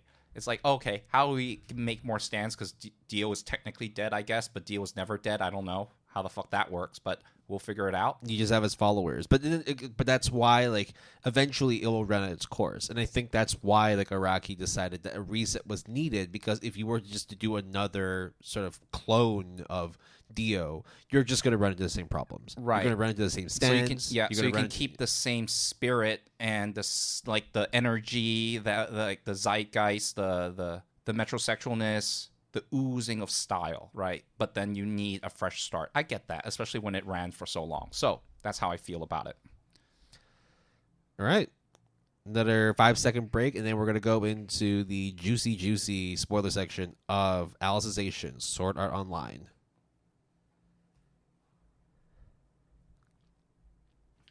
Okay. The spoiler section from now on. I don't know the answer to what I'm about to ask you, okay? But I will lose my mind if I get this right, even though... Okay. Is there a character called Alice? Yes. Oh, for fuck's sake. Is she like a machine, so then she turns into like mechanization, like Alicization? You're like 90... Well, actually, you know what? Like, you're kind of... Holy fuck, is she an AI that fucking like plagues... Like... Okay, wait, hold on. So they go back to Gun Gale Online. I legit don't know any of this, right? So Gun Gale Online, the reason why it's there is... just to reintroduce the characters again, right? Yeah, right? Sorry. Like Lifa, Shinon, and all that. Shinon, yeah, yeah. So nice ass, Lifa, yeah. which is like Suguha and all that, right? Yep. The hot sister that wants to bang Kirito. Yep. And then all the other characters that come in as well. Wait, you didn't even mention Asuna yet. Yeah, because the problem that I have with Sword Art Online throughout is Asuna does not play any importance whatsoever throughout the first part of Alicization. Okay. Right? Maybe when you get into War of Underworld, maybe. Wait, But- where's the black, like the bartender guy? Is he there? Agil. So throughout all of the first 2 curs, right, of Alicization, he only says one word. Okay. That That's better be a it. good word. It better be a fucking good word. He just says, okay. Fuck He you. just says that because they say, like, we'll see you next time. Okay. What about Samurai Boy? Oh, Klein doesn't even show. Oh, he does show up. But Oh, he's- as in, like, remember me? I'm a cameo now. Get it? yeah, I have more to talk about him in War of Underworld. What about, like, the fairy girl? Oh, Yui, the AI. Yeah. The she daughter, shows, essentially. She shows up. Okay. She plays an important part too. But again, it's like what she does along with Asuna is the fetch quest of Sword Art Online. Because what happens is when you're talking about Kirito and trying to figure out why he's in this new AI world, this new VR MMO, it's because of the fact that he was playing this game a long time ago, but unbeknownst to him, he doesn't remember any of it because his memory was wiped. No shit. Okay. Yeah. Okay. And the whole point of this Alicization is, if you think about the most famous Alice in all of media, If you say Alice in Wonderland, I will fucking murder you. how would you like to murder me? By Because this is Alice in Underworld. The purpose of Alice is to create an AI that is completely autonomous to the point where you have the uncanny valley of not knowing whether it is an AI or actually human. And that is the point of the project of Alicization, brought by none other than Kikuya, the same guy that sent Kirito off to Gun Guild Online, to all these fucking crazy wait. projects. The inspector guy, like the guy that is supposed to like find out frauds or like all this like Yeah. MMO safety bullshit. And the way that he explains why he's even part of it is such bullshit. So he's like a double agent. Because he's like, I've always been interested in AI, and when I found out about the Alicization project, I transferred myself to this department, so I can work on it. Da da da da. And then that's when the moral dilemma of, and that's the thing with with Alicization. The good part of it is that now moral dilemmas are a thing, and they actually are consequential. Okay, give me an example. When you think about AI, Yep. they talk about AI rights in the same way, Like rights of robots and stuff like that. and Okay. whether or not we should treat them the same as humans. And they have that debate throughout. Not to mention also the devastation that can come from using AI and whether there is ethical purpose of using AI for war. Extremely poignant nowadays, but in 2018, I guess they were ahead of the curve a bit. Yeah. Yeah, I mean, that's what I liked about Alicization, because they kept things quite concise in terms of what the purpose of having this central focus on Alicization was in the first place. Whereas like the first two, it's more just like you're in a game that if you die in real life, and then afterwards, you're now in a free for all shooting FPS RPG. But people are still dying, so you have to investigate it. Right. Yeah. Whereas this now, it's like there are real world implications that don't just affect people who play the game, but people who are actually living on the same planet as you. So it's good that you mentioned that. So are there like out of game stuff, or is it mostly like, oh, we're staying in the game even though you can technically log out, or is that even like a spoiler? Because it is spoilers, but now, right? Oh, for fuck's sake, Will. You can't log out of the game. Again? Well, Kirito can't log out. Well, who gives a shit Because about guess him? what? Kirito then gets briefed on his next mission and says, there's something you need to do. Oh, actually, no. This is the real dumb part. Okay, I'm here. You remember the Laughing Mask? They were like the main player killers of the Yeah. I mean, there was that scene where like that woman was like gonna murder Kirito, and he just stands there, right? Yeah. Was that the same group? So there is Johnny. You remember him? He was one of the last members of the Laughing Mask, and he shows up in real life with that same poison needle. oh no, it's Laughing Coffin or something. Laughing Coffin. That's it. Laughing Coffin. Yeah. So he shows up with the same poison needle that they used in Gun Guild Online, right? Where it's like this person died in the game, but also died in real life, it's because they got stabbed with the needle, right? He gets stabbed with it. But he doesn't die. No, they rush him to a hospital just in time. But because of how much stress he's gone through, he's also suffered a lot of muscular Bro, and don't brain tell damage. me his consciousness and his body gets transferred into a fucking game. Not in the way you think. Okay. But more because of the fact that his body needs to be in this new VR MMO to reconstruct his dead brain. So rather than being treated at a hospital, Asuna goes to check on him, but it turns out that he's been transferred to an unknown location. Wait, what called is... Turtle Island or something like that. He's fucking defragging his brain. Yeah. Turtle Island. Is it in the game? It's an offshore facility. So you're telling me that in the same GWEA, we're talking Ocean about... Turtle, that's what it's called, Ocean Turtle. We're talking about aquatic animals for an offshore center and is also a penitentiary facility for Jojo. Because it's like... It's dolphin. Dolphin facility in Jojo. Well, actually, Ocean Turtle is literally just like it's an oil rig of sorts. Oh, thank God it's not in the shape of a turtle. I would lose my mind. No, it's in the shape of a pyramid, but the pyramid being a shell, so that's why it's like, okay. Yeah, Fair enough. So basically, that's happening. But whilst that's happening, word got out that this Alicization project was going on, and therefore now there were external forces coming in to take this technology. Okay, still, okay, I get that. That makes sense. Yeah. So now you have wars on both sides. You have the war that's happening in Underworld, which is the world that Kirito is stuck in right now. And then you also have the war that's happening on Ocean Turtle, when the external forces are coming in to basically retrieve this Like AI. SWAT team kind of style. Exactly. Wait, hold on. This is actually kind of dope, actually, because it's like a two-front war. Okay, wait, but where does Underworld factor into Gun Gale Online and all that stuff? Gun Gale Online, and it's a bit of a spoiler. I mean, spoiler, right? Well, I mean, actually, you know what? No, they actually talk about it in the last episode. The characters of SAO, right? Kirito, Yep. Suguha, Shinon, Asuna. I thought there was another person there too. It's basically his harem, right? Yep.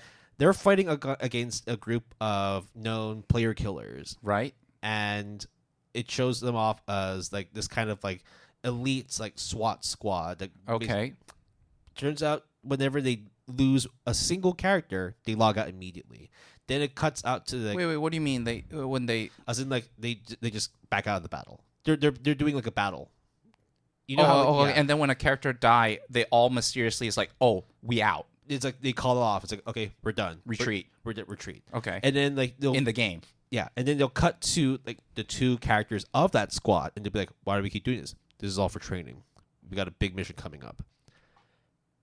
Then you do a flashback sequence, and it turns out the people they were fighting in the first episode are the ones coming to Ocean Turtle because they have been a externally hired hit squad from America to go and retrieve Damn this AI Americans. technology. Yes. It's the fucking Americans. God damn it, Americans, we did it again. Because America, but no U.S. involvement. Okay, so it's an external American force. But hired by the U.S. government. Okay, so it fucking doesn't matter. It's like you jump one ship away. Yeah. It's like 1 point association. Because it's like it's like 2, 3, yeah. Yeah, but I mean, like, the U.S. government can just, deny any involvement whatsoever. But time is, minus the flashback, the time is real time, right? Like, Well, it's not all of a You sudden... mean in the game? No, the game is accelerated.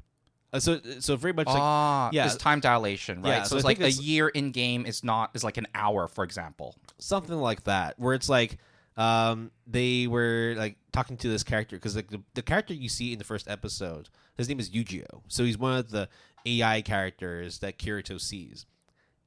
When he gets put back into the world because he needs to recover his brain, right? He then wakes up and then he sees a grown-up Yujio.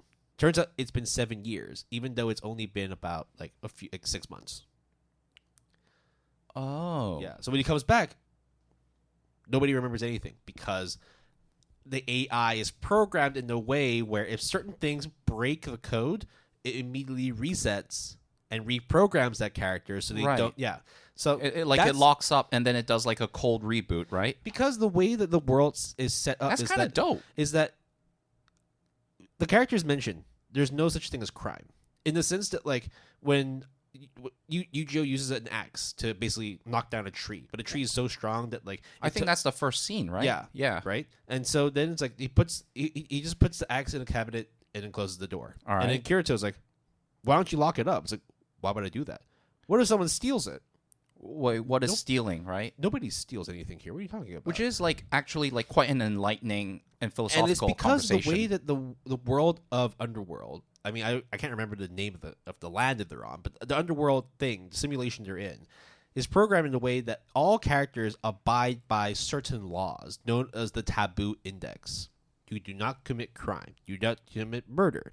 You do not go into inaccessible locations because that's again within the program. If you go beyond the bounds of a game, it's like does not compute literally. Okay, I get it. And so therefore, but then you start seeing these are all AI characters, and they all start gaining some sort of sentience in the sense that like it's trying to understand what the meaning of the law is. Right. But they never go into real life. No.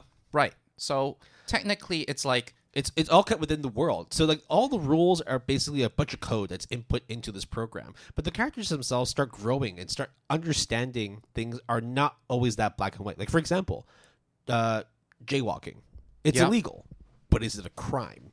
Is it like I mean technically it is, but everyone does it, and right? Including yours truly though. And so like is it punishable? Like in a way, yes, but it's not something that is like solely affecting like the morality of a person, right? Or it's like white lies where like, oh, okay, you're stealing bread, but you're feeding your family. Exactly. So I mean, stealing how many is times a crime. have you seen in like an anime where a kid steals medicine, but he needs to save his dying mother? Yeah. Okay. Well, greater good. Like, what's the moral dilemma there? I mean, it makes sense with AIs. They only understand 0 and 1s, so there's no gray in between, right? But that's when like the code starts to break, where the AI now thinks, but no code reset. The code starts like that's when like things start to be like, yo, are they like Truman showing it, being like, oh wait, what the fuck is this? Yeah, like this is not real, right? They start realizing things. Dude, this is really sick. Some of them do. A lot of them don't, because a lot of them just abide by what exists as the norm, because they live and die by the taboo index. And generally, like, you know, we talked about like quality assurance, right? Yeah. I should mention as well that whilst I am in the spoiler section, I'm not spoiling everything. I'm just giving like the bare bones of like what actually happens, because a lot of stuff it's actually mind blowing that watching it is paramount. Like you have to watch it without all the prior knowledge. Like I actually like at first I thought like, oh, at first when we were going in the spoiler section, I was like, you're not selling me on this, Will. But then now slowly I'm starting to understand.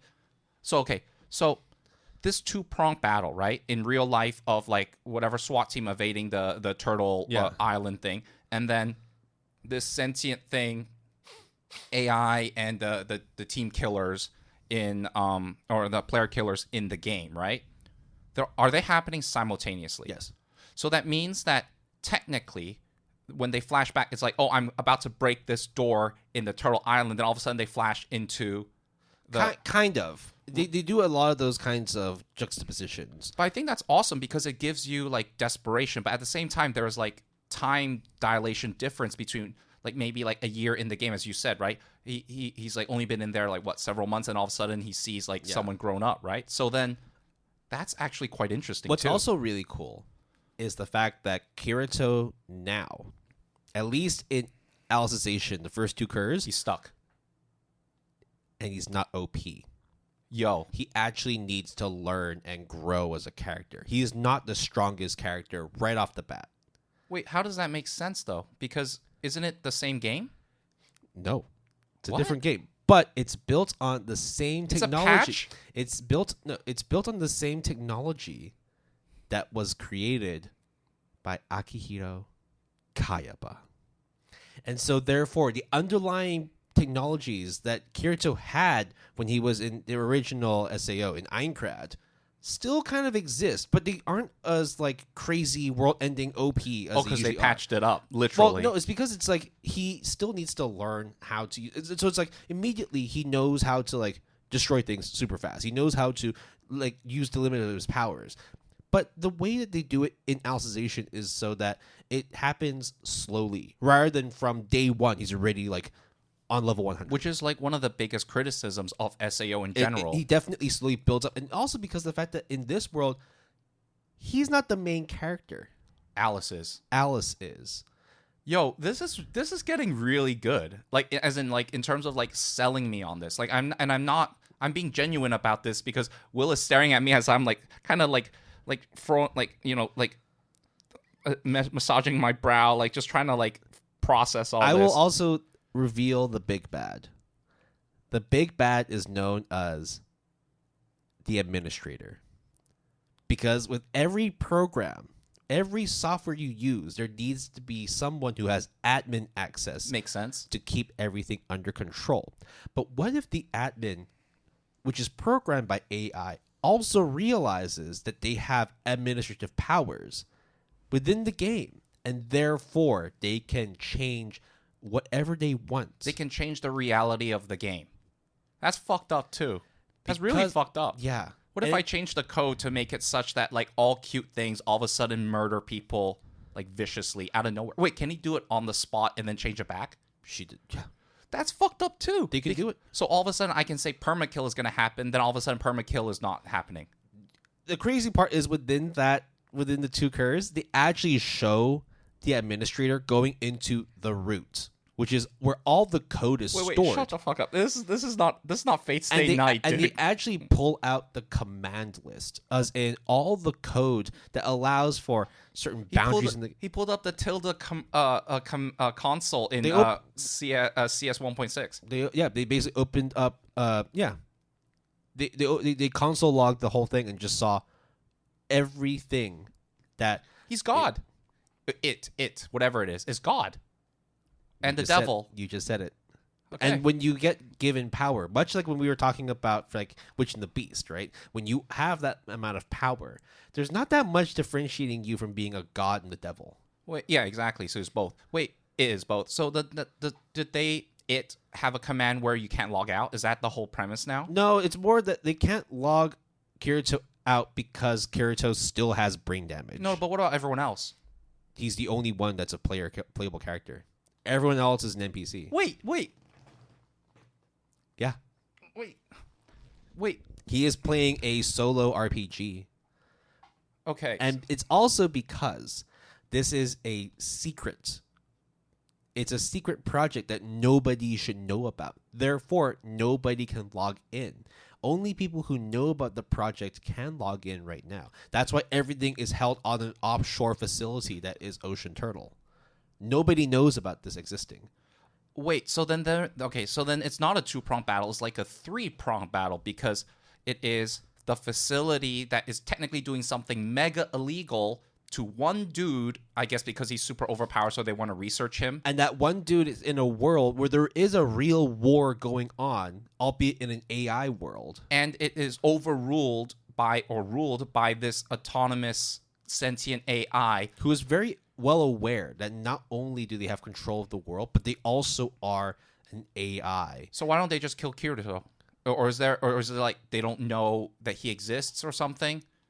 Wait, are you serious? He doesn't. Are you telling me the autonomous fucking AI can't differentiate between the one player and everyone else as an NPC? Well, at the moment, because everything is just a bunch of numbers, I guess they haven't necessarily detected that there is an anomaly in the system yet. So then because that's what the administrator doesn't have access to everything, or at least don't know where to look, right? And that's why there's also a counterpart to the administrator, which is the cardinal. Oh, you fucking! Oh my! You remember the cardinal system back during the Kayaba days? Oh my god! Like cardinal numbers, cardinal days. Okay, all right. I kind of get it now. Okay, so there is Asuna getting into the facility. And also, let me talk about Asuna. Asuna is absolutely useless in this because all she does is just basically show you where Kirito is. As soon as she gets closer to Kirito, you didn't have 5 episodes of Kirito in the world. No, but technically, she is a defenseless high school girl, though, I get right? that. Yes. Yeah. But then again, it's like, it was just kind of shit because we, like, after Progressive came out and, like, seeing more of Asuna, I wanted to see more of her. Granted, there's a lot more to talk about her in War of Underworld, but that's what she's been relegated to. Right. So There's the facility and the shit that they're doing. There's Kirito that is in the facility, in the game, and inside of the game there is a war, and then it's also ruled by an autonomous AI that kind of knows a lot, that can really change the fabric of reality of the game. Should probably change it and say it's not actually a game. It's a simulation. It is an AI program. Then there is the people that were coming into, like, I don't know, like SWAT team, into the facility. And Asuna randomly is like, oh, I'm like... And also, to remind you as well, the people who are storming the facility are also people who train and play in Gun Guild Online. So they are fully aware of this VR MMO shit, too. So that's why this But they don't know about the secret battle, though. I mean, the secret simulation, though. No, they know about it because... But you said no one else knows. No one else can log in. There's a leak. Are you fucking... And that's how the U.S. government knew about it. And then they want dibs. Because there was a mole. Okay. And we don't know who that mole is. Okay. But it might be revealed. It might not be. Okay. So, at this point, why is Kirito being trained up and simulated in this fake world that is kind of real? It actually gets revealed in the last episode. Okay, then maybe we shouldn't really spoil it. I mean, especially if we want to convince people. Let's just say that Kirito's purpose of being in this world, this underworld, is not just so that he can save his life, but also because the most important thing in this whole AI program is Alice. And the only person that can get to Alice right now is Kirito. Okay. So in other words, because he's the key, he has to either be human experimented on in a simulation while Asuna is trying to technically save him in this facility with no gear, experience, or expertise whatsoever, whilst at the same time, in the same moment, a bunch of technically SWAT team people who knows about the whole secret is storming the facility. Yep. And everybody's focus is on Alice. So who the fuck is Alice? She's one of the main characters. Is she hot?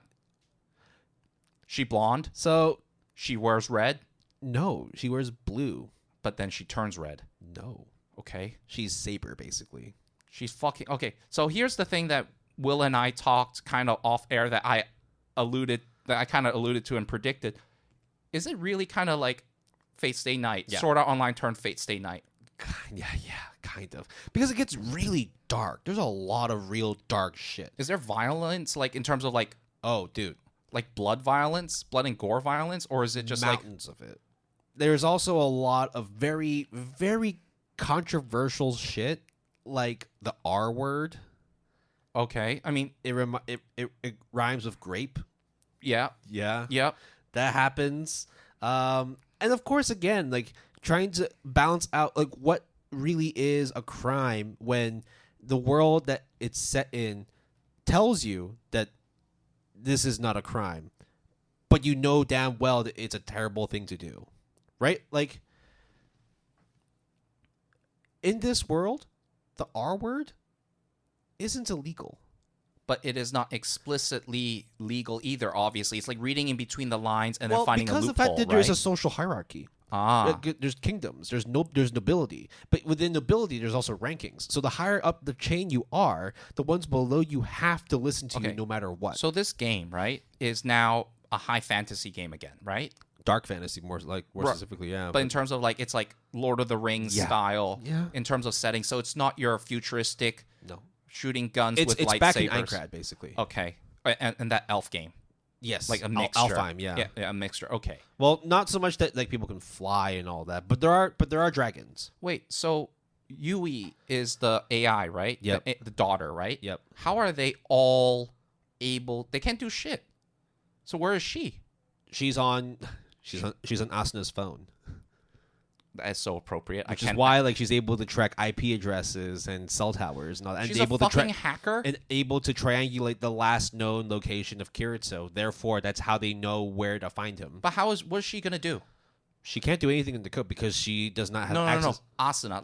What is the Asuna group, the harem, gonna fucking do to save Kirito? They can't do fucking shit. Like, what do they have? Like, Find out in Sword Art Online Alicization War of Underworld. literally. Okay. Yes. So The main three characters that you have to focus on in all of Alicization is Kirito himself, Yu-Gi-Oh, which is, by the way, he is like the perfect foil of Kirito because he knows nothing about this world. As in, like, he does not know anything about it being AI controlled. And who is he? He is essentially like the childhood friend of Alice. But he's also a childhood friend of Kirito because Kirito, as a character within that world, also grew up in the same time as Yuji. It's hard to explain. But it's like an Oni-chan, right? Yeah. Okay, so They're the same Kirito's age, the yeah. older. No, they're the same age. So it's like three guys. No, one girl, two guys that grew up, Yeah. but then they all do vastly different things. Well, Yu-Gi-Oh ends up going on the same path as Kirito to become the best swordsman of all time. And he actually gets incredibly powerful. But unlike Kirito, he actually has to kick ass and grow along the way. What's helpful for him is the fact that he's learning alongside Kirito, which in another game was known as the Black Swordsman. So he, of course, learns the Aincrad style. I see. Yeah, so he becomes overpowered himself as well. But Kirito doesn't know he's in a simulation. well, Kirito knows. Okay, and he Kirito knows absolutely knows. and he knows he's brain damaged. He's like, He doesn't know about the brain damage part, but he knows that he's in an AI. He's in a VR MMO. so he's just like a normal running human being player in a one-player game. Yeah. Oh, and the other thing as well is when he finds out real time as well. Pain limiters don't exist in this. Okay. Whereas if you get hurt in the game, you in real life feel that shit too. So yeah. Okay, I'm gonna ask a question. I really shouldn't, but maybe Go ahead, ask it. what's the opposite of pain? Bliss. Pleasure. Yeah. So is there a limiter on that? You don't see any of those. Not like in season 1 when literally like 6-7 episodes in, like Kirito already has sex with Asuna. All right. Okay. Then. All right. That. Okay. So Because shit's real, dude. There's no time for fun and games. okay, you can't get a little fuck before the main No, battle unfortunately as not. you grow up. Fortunately not. Hey, no. if you want to be a best swordsman and you're always with me over these years, we can't really do a Brokeback Mountain style kind of thing. No. Okay. There is one character that I absolutely hate in this, though. Okay. So before you get But into I don't that, really want to talk much about him because he's not that important to the so story. where is like Leafy, Shion, and all those people? Oh, they're back in Japan.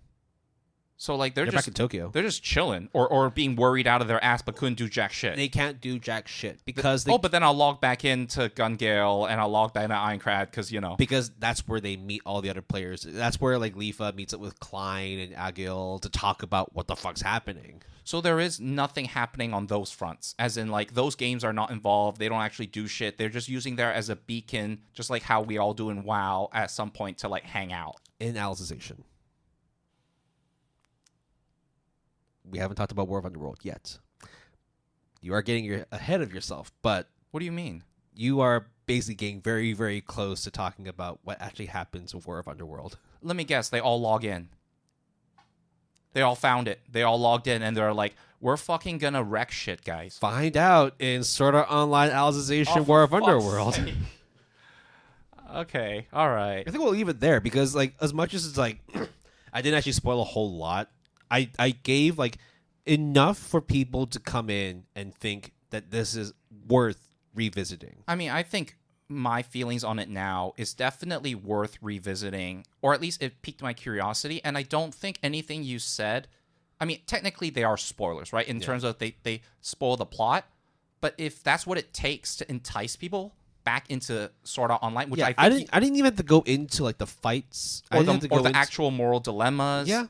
or like, you know, there's so much more that you could have spoiled but chose not to, which I respect, and also I understand why you did it. Like, I'm not giving away the secret sauce. Like, in the end, like, there's a lot to like about Alicization. Just as much as there is still some pain points that carry over from parts 1 and 2, season 1 and season 2, where like sometimes the characters aren't all that important. Sometimes. Wait, so where's Alice again? She's in the AI world. No, but is she with Kirito? Okay, all right. I will say this part then.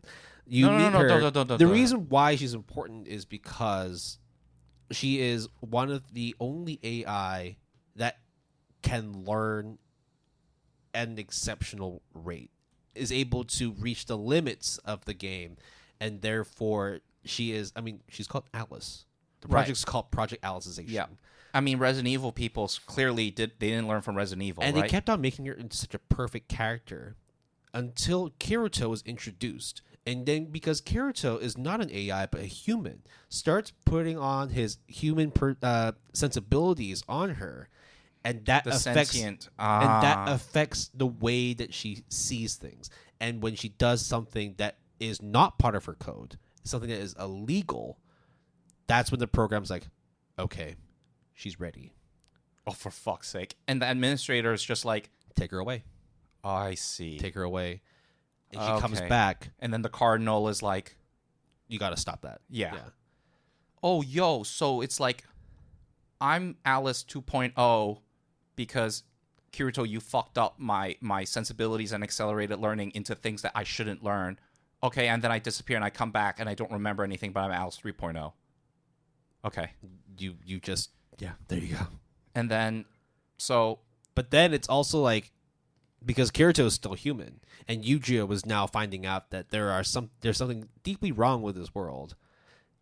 That in their pursuit to Alice, again, Alice goes through the same process. So they're trying to save Alice? Because if Alice all of a sudden doesn't remember or changes, right, you're going to notice that if you kind of grew up with them, right? They start finding out why she doesn't remember things. And it's also, instead of being absent-minded or have like she's not a damsel. Amnesia. She's definitely not a damsel in distress. No, I understand that, but it's like, oh wait, so that quirk that like Alice always not remembering shit. Well, I mean, she basically does things that are outside of the norm, outside of what's written in her program, and so the administrator comes in and changes things again. Okay. Yeah. And then that's when you start seeing like the importance of what Alice is to this world, because no matter how many times her program gets rewritten, she still continuously grows and grows as an AI, breaking out of the AI shell and becoming more and more human-like. Right, but then it is not in the perfect image of like a weapon, let's just say, because Kirito is giving like the humanistic like learning to her, and the administrator or whatever is like, we can't do that because that's not the perfect product that we want to make, because that's less human or whatever, or the things we don't like. No, it's more because the administrator has to make things the way they want. I see. Okay. Right? Because that's their God vision. Because in the end, whilst this is Project Alicization, the admin knows full well what's going on. And therefore, they realize that there's a world outside of this program. And they feel left out. And they're like, well, I'm just going to fuck shit up then. Or at least do whatever I want. Or because the fact that they've become so powerful that I'm the main character now. Ah. But then you can't go outside, because if you go outside, you're not going to be the main character anymore. So the thing that you want, you technically can't do. So you should stay in your playground and be God. Or the devil, or both. But what happens when you play with the world so much that everything is literally under your control and you get bored, so then you want to see the outside world. Okay, I get it. And remember when I said that there was a mole? What if that mole also contacted the mole's the administrator? Because they want to go see the outside world. No, the mole is a real person.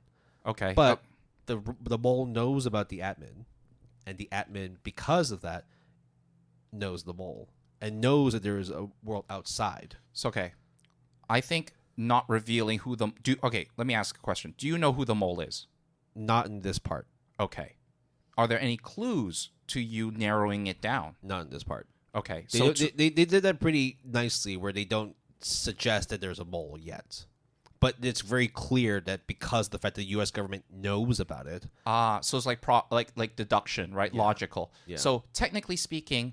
the existence of a mole is not confirmed, nor do we know who this individual is, other than if you deduce it, there's heavily implied that there's someone leaking it, because how would other people even know of this kind of offshore isolated facility. And also the fact that there are things within this AI program that knows that there's a world that exists outside of this. What about the underworld. creator of Ironclad again? What's his name?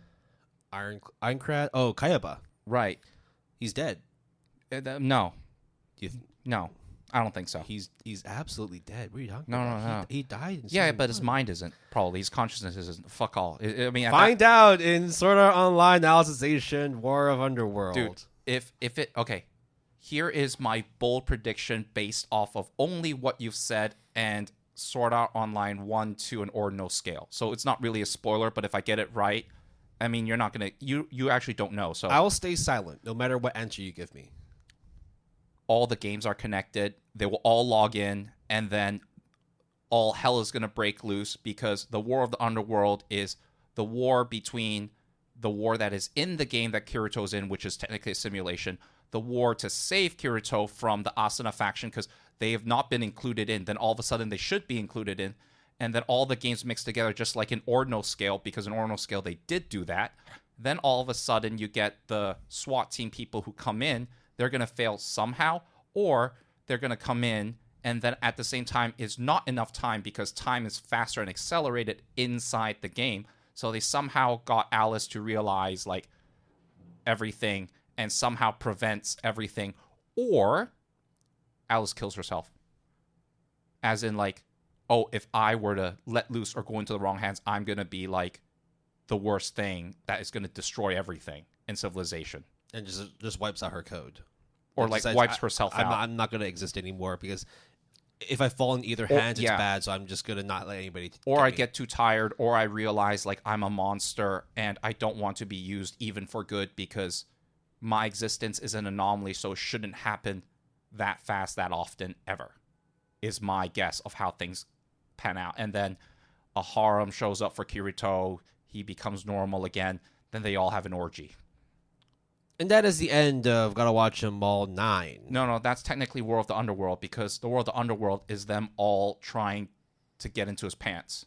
That's the war. And that is the end of Gotta Watch 'Em All. And that is the end of Gotta Watch Them All 9. Thank you for joining us for this episode where we go over JoJo Part 5, the last bit, and the beginning of Part 6, which is technically Part 6, Part 1. And, of course, Alicization, but only the first 2 curs and not War of Underworld. If you are interested in any of those shows, I hope that we have given you enough breadcrumbs and motivation to check them out, because I don't know if I will definitely watch Alicization right away, but it's now on the docket now. It is now higher on the list in the pantheon of plan to watch lists. I think especially coming from you, someone that I personally know, and someone to have to kind of express your enthusiasm so much, it's like, oh, maybe I should give it a second shot, a second opinion. Like, I really need to go back. We need to go back. Alicization and War of Underworld is enough for me to forgive what happened in Season 2. All right. That's what I will say. But not Gun Gale Online Season 2. Well, I mean, like when that comes out, I'll eventually watch it. I liked Gun Gale Online-ish, yeah. I mean, it was decent. But, yeah, that's not for Twin this Pink discussion. P90s are kind of dope. Yeah. Dokima Ruiz. But what is dope is we would like to thank you guys for listening to this episode of the Good Anime Palette podcast. If you want, we greatly appreciate you leaving a rating or review on on your podcast platform of choice. Just thank you for all the things that you guys have done, whether it is just a listening or a mention or a tweet or whatever. It's all good. If you want to contact us, though, you can reach us through our email, gapalette@gmail.com. That's GAPALETTE @gmail.com, all lowercase, all one word. Or using the handle @PaletteGood on Twitter, /X, capital P and capital G, all one word. Or through our JAP Discord server. The invite link is in the show description. Beyond that, though, we have a website. We encourage you to check it out, www.goodanimepalette.com, all lowercase, all one word. However, last but not least, we cannot forget the music credits for this episode. Our intro music is Flow to It by Typa. Our break music is Laser Drops by Hip Color. And our outro music is 2011 by Rocket Jr. You can always support the music artists that we feature by listening to them on Spotify, Apple Music, or your music listening platform of choice. And Epidemic Sound always provides our royalty-free music. If you're interested, you can sign up using our referral link in the show description. Terms and conditions apply. All right. Holy shit. That went a bit further than I think our regular episodes, but it's kind of necessary, I think. I think I just had a lot to say about Alicization. And even then, I didn't spoil everything either. I only talked like maybe 20% of what was in the first two And you curves. didn't even talk about like the action scenes, but you did talk about how good it looked and how fluid everything is, right? They're great. They're really good. You're a believer. I am. You're an acolyte of Alice. In the end, though, I think it's going to be a while before we get any more Sword Art Online, which is why we had like the progressive movies come out in the last 2 years. And the reason why is because